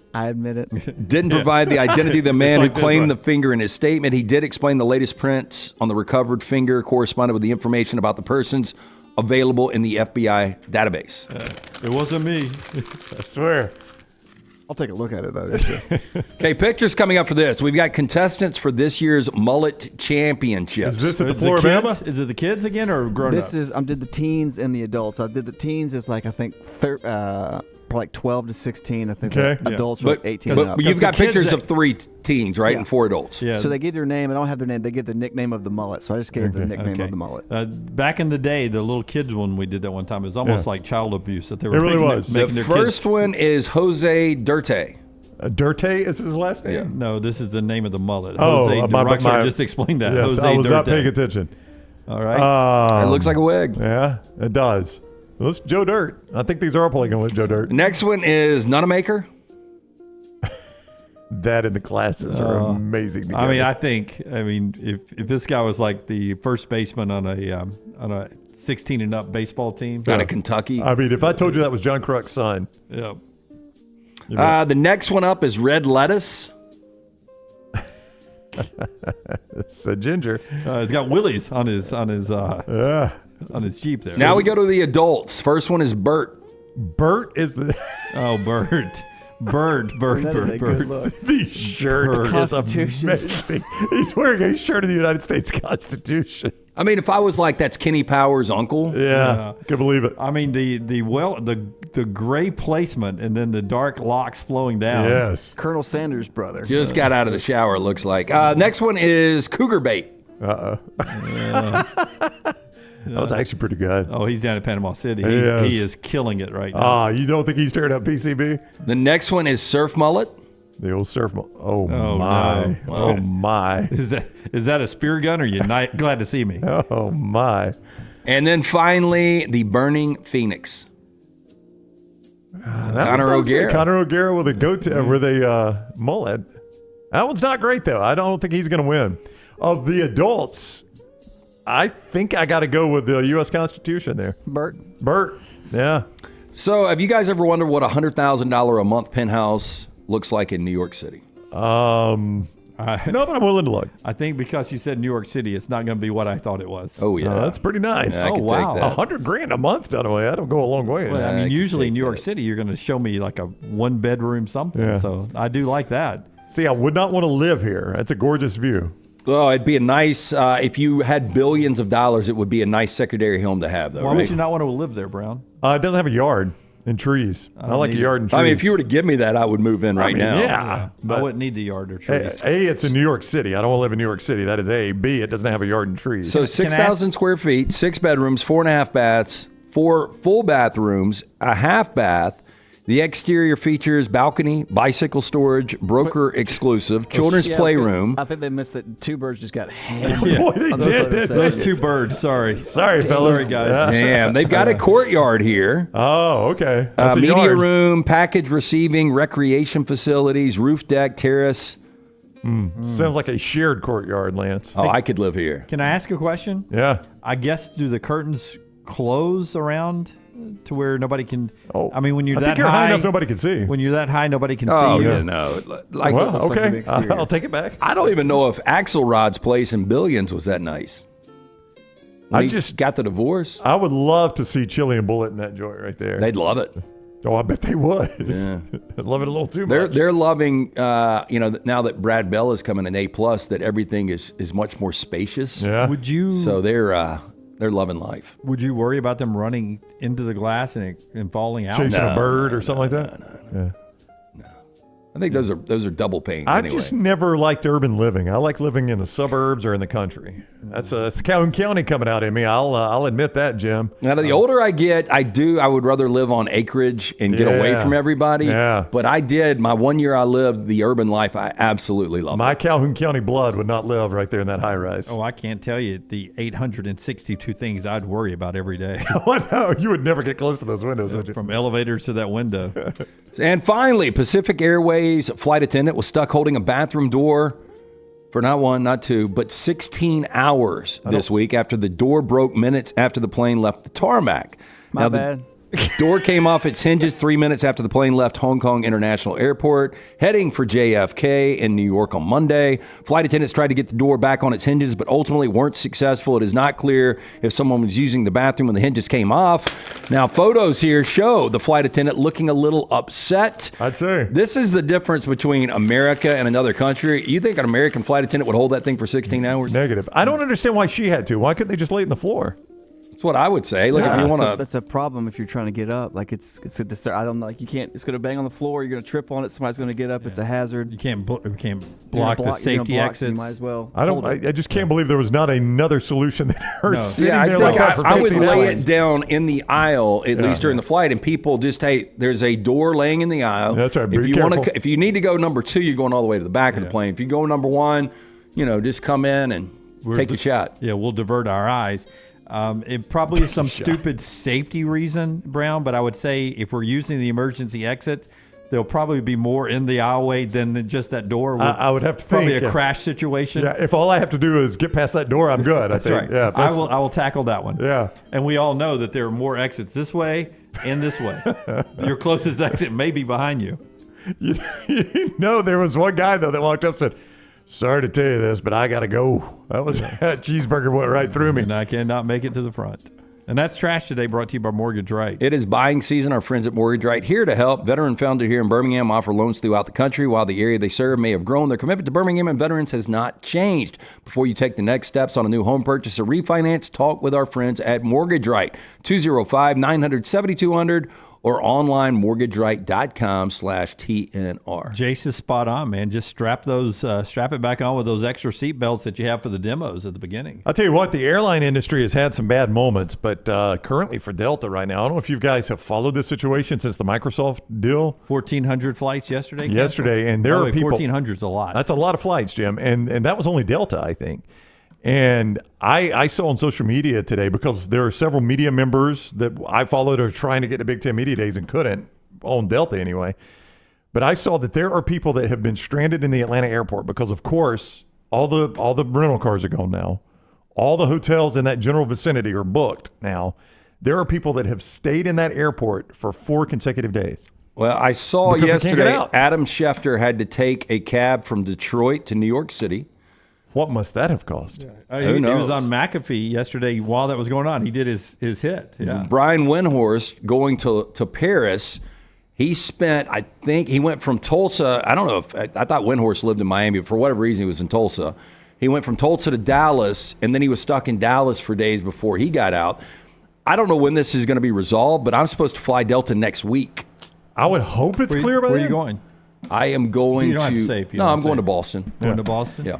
I don't know if you saw the story. You know, the PGA Tour is in Minneapolis this week, and there was a guy that was trying to get from Salt Lake City to Minneapolis and couldn't, and there was going to be no hope of him getting the flight. So he goes to Avis and rents a car, and Avis is like, "Now, we won't rent this one way." He goes, No, I'll bring it back. Yeah. I've had to do that before. Drove it all the way to Minneapolis, and they asked him in the press conference today, "What are you going to do about getting the car back?" He goes, "I'm going to leave it at the airport and get my courtesy car." Yeah. And the line of the day, he said, "They say Avis is the official rental car of the PGA Tour. We're about to find out what that means." We're about to find out what that means. Exactly. Taylor, Little T, says, I had a friend stuck in New York City. My buddy Todd Eagle, you guys know Todd. Yeah. He and his wife Leah. He is from the NBC station here in Birmingham, a photographer, and he is part of the NBC group that will be doing the Olympics. They pull from all the NBC affiliates to do some stuff over there. He's struggling trying to get to Paris. He had a horrible flight day yesterday. It's awful. Trying to get there. So it's not a fun time.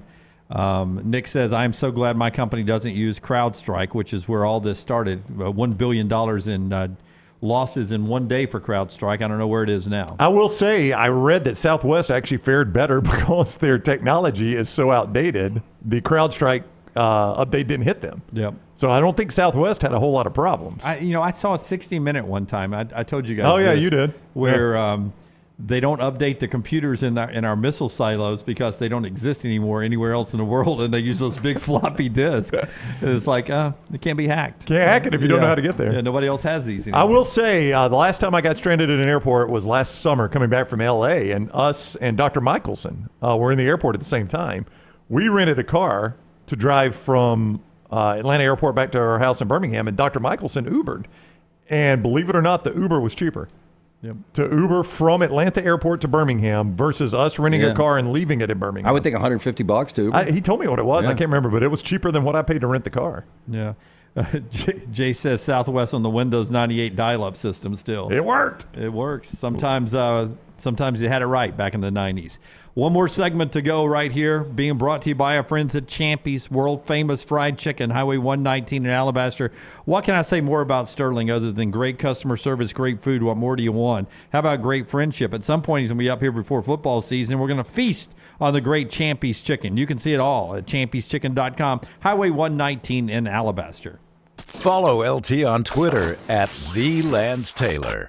Hey, Lance Taylor from the Next Round to tell you about one of our favorite places for breakfast, lunch, and dinner. That is Hamburger Heaven since 1982. Hamburger Heaven has been serving Birmingham's best hamburgers, cheeseburgers, French fries, hand-spun milkshakes, and sandwiches made fresh to order. All of their ingredients are fresh and prepared daily. This includes their beef, always fresh, never frozen, hand-pattied each and every day. For breakfast, lunch, or dinner, visit any of the 4 locations, Highway 280, Irondale, Gardendale, and Homewood. Storm season is here. Make sure you have a plan of action in place right now. Greg from Pell City and Storm Restoration Roofing should be your first call when storms hit. Insurance companies love working with Storm Restoration Roofing because of Greg Nelson's name and reputation in the industry. When storms hit, call Greg Nelson. He's local, 205-542-3531. He's the home of the free no-cost roof inspection. Greg from Pell City on Facebook, 205-542-3531. It's Storm Restoration Roofing.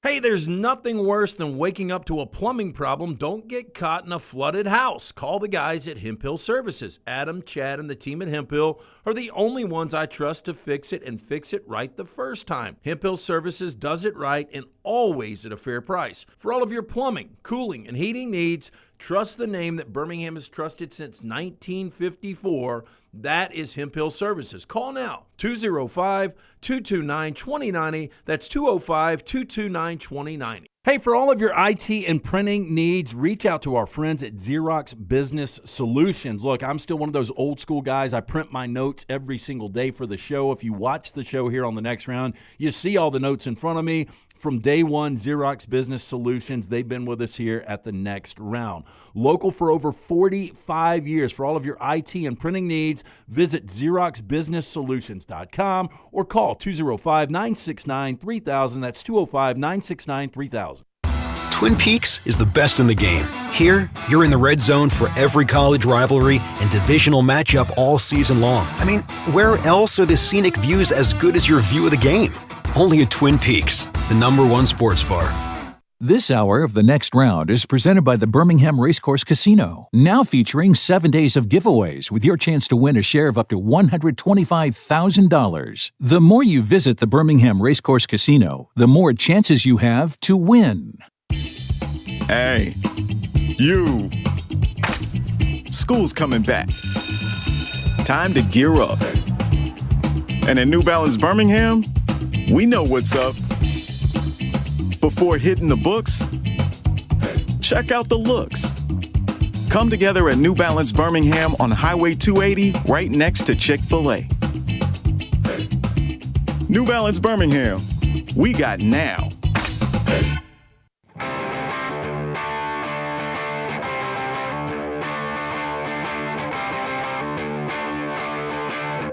Final segment of the show today as we wind down.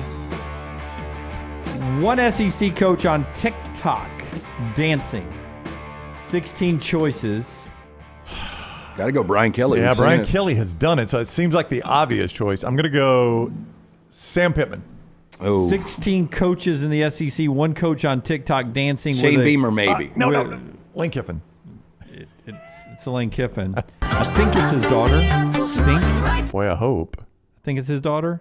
Yeah, it's got to be. Lane Kiffin here recently. I don't know his entire family, but think that's his daughter. If I'm on TikTok dancing with a teenage, early 20s girl, I'm going to need to explain a little something. This is the part of the show where Brownie tells us he was TikTok viral at one point doing something like this, right? Something like this with my daughter, and it got on the For You page, and it went crazy. I think the last time she checked, I think it was up to 3.5 million views. Wow. Yeah. Yep. So Lane getting ready to coach a little football this year. That's what it looks like. I mean, you got to have some downtime. You can't coach football all the time. I have no problem with this. I have no problem with you playing a little golf. Of course not. Kalen doing out on the lake, doing whatever he does or any of that stuff. You got to have some downtime. You can't be football all the time, right? No, that's not my expectation. I think that's what fans want, though, Jim. Kirby Smart. Don't you think fans want that? Yep. I do. They want you to be a football-only robot. Yeah, I really don't think Sean McVay does anything but football. And I think that's what most fans, they won't admit it because it sounds bad, but that's what they want. Is Little T really I don't know where she is. I don't see her in the command center. She may be already in the main room out there working on some stuff. But little T is saying his other daughter commented, "Daughter or girlfriend?" Whoa. Does that sound like something Leighton would shoot out? Yeah, I was going to say, probably hit a little close to home there for nice joke there. I like that. Okay, final thing here.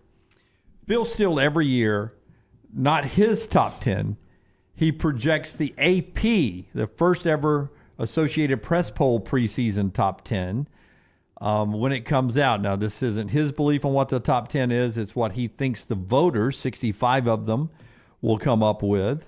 I mean, going verbatim for the top 10 is somewhat difficult, but I think getting 9 of the top 10 teams is not that difficult. Who's number one? Number one is going to be Georgia. Yep. Right. I think he's right there. I think the AP voters will say it is Georgia, and obviously that makes Ohio State second. And then I think people are going to go Texas 3. It's going to be Texas or Oregon 3 or 4, but I would go Texas. I think it'll be Texas. Texas is Phil's projection for the AP 3. I think Oregon 4. Oregon 4. Alabama 5. This is where it gets interesting. I think Alabama will be 5. Yep. But I've seen Alabama as far back as 9, but I'll go Alabama 5. Alabama 5. This is Phil's projection. This is Phil's projection for the AP. So Georgia, Ohio State, Texas, Oregon, and Alabama, as I reread it to spread out the segment a little bit. It is either Florida State or Ole Miss. I think it's going to be Ole Miss. I think it's going to be Florida State. Florida State not in the top 10. Oh, wow. According to Phil Steele. I don't think they should be, but I don't think Phil Steele's going to get this right. I think Florida State will be in the top 10. You think Florida State will be in the top 10? Yes. Who do you have at 6, Brian? I had Ole Miss. Ole Miss. I think that's who Phil says will be at 6. Ole Miss is 9th. Notre Dame? Notre Dame is 6th. All right.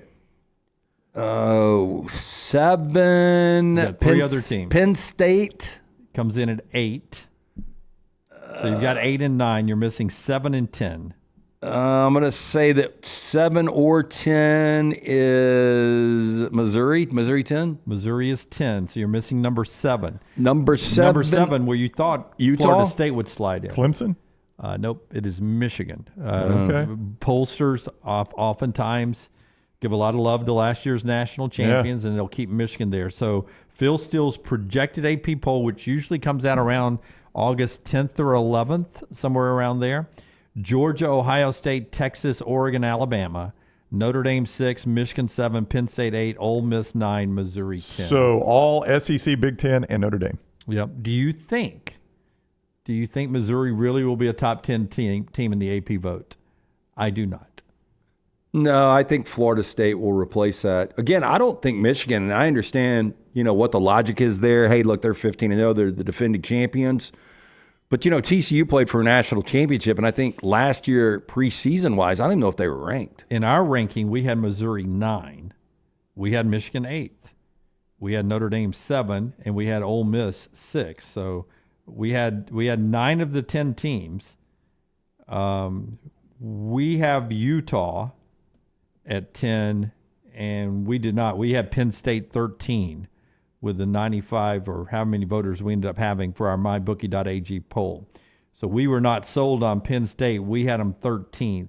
Phil says the AP poll will have them in at number 8.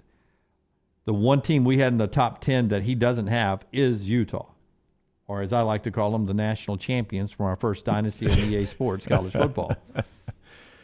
So that's the AP poll. I'm not one of those that's going to wring my hands that it's all SEC and Big Ten, but that does feel weird that it's all SEC and Big Ten. It's going to be all SEC and Big Ten. I know. It just feels weird, though, doesn't it? Yeah. In Notre Dame, obviously, but, just to see no Big 12 teams up there and to see no ACC teams up there, that is just going to feel weird. I guess I'll get used to it, and it'll take some getting used to. Which one of those top 10 teams has the best chance of not being ranked at the end of the season? Because keep in mind, that is not the official top 10, but if that were the top 10, historically, one of those teams would finish unranked. Yeah, just go through it real quick again.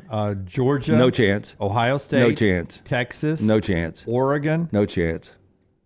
Alabama. No chance. No chance. Okay. Being outside the top 25, no chance. We're halfway home. Yeah. No, a 7 and 5 Alabama would be unranked. Oh, absolutely. Oh, boy. I don't know that we'll live that I would long. dread those shows. That's good. Notre Dame. 6. I don't see I think no chance with that schedule. Michigan. I could see Michigan be 7 and 5, 8 and 4. Penn State. I could see Penn State 7 and 5, 8 and 4. Ole Miss. Not with that schedule. I don't think there's any Missouri, way. not with that schedule. Missouri. I don't think so. We do this every year. Like, man, I just don't see it this year. But to your point, you said you could see Michigan or Penn State, but historically, one of those teams finishes unranked. And I think historically, on average, 2 or 3 finish outside the top 10. So it might be outside the top 20. Last year, USC was that team. And that was it. Yeah, there's one every year. Only takes one. There's one every year, and every year we look at it, and it is hard to convince yourself that any of them will finish absolutely, completely unranked. Yeah, I mean, we did a pretty good job last year. With Georgia was your preseason number 1, Michigan was number 2, Ohio State was 3, and Alabama was 4. Washington was still number 10. Yeah, I mean, that's not that big a jump to go from number 10 to playing for the championship. Yeah. Daniel says in the mybookie.ag chat room, I think it's Penn State that will fall off. Josh says Missouri, if they don't have the season, they lay an egg. We've seen Eli Drinkwitz have one good year. I mean, solid years at Missouri, a couple of 6-win seasons, 5-5 in 2020, but last year was the first double-digit win season. They're not going to sneak up on anybody. Our final question today brought to you by our friends at Bud Light. Easy to drink, easy to enjoy. Our 60-second answer here. More pressure. Bronny James playing with the Lakers are now Charlie Woods as he tees off today at the U.S. Junior Amateurs. How much pressure is Bronny under? How much pressure is Charlie Woods under? Who do you think's got the more pressured life living in the shadow of their dad? I think it's Charlie Woods because you're out there alone. You're on an island truly in golf. You can be hidden if you're Bronny James and you play with other great players, still have success at a smaller level. I also think there's people out there very polarizing on Bronny that don't think he's going to make it. I think if you ask most people, they're going to say Charlie Woods, if he's got the mental makeup, he's going to be fine. Yeah, I don't know that most people think Bronny will approach LeBron. No, not even close. I think they think Charlie can be good enough to be a PGA Tour winner, which is not approaching Tiger yet. He's but it's a lot to expect. I would bet on Charlie much before I would bet on Bronny. But I would bet against both. I think Charlie is more talented than Bronny in their sport. Probably so. What's so crazy though, U.S. Junior Amateur, they show side by sides his swing, his dad's swing. Yeah, I mean it's a lot of pressure, man. Oh, there's no doubt. I was talking to a friend. How of mine. close are the swings? Oh, I mean, Charlie's is really, really good. Yeah. And their finishing point is exactly the same. But he could go win 2 majors, which puts you in pretty rare air, and people would say, nothing like his dad. Yeah. Kid won 2 majors. Yeah. Don't put that red shirt on Sunday, Charlie. Yeah. Nothing like your dad. Just interesting. Now at the U.S. Amateur for young Charlie Woods this week. All right, that's our show today. Don't forget the Pennant Grace, their show yesterday, still available for you as they talk about the Braves free agency and the deadline and more injuries.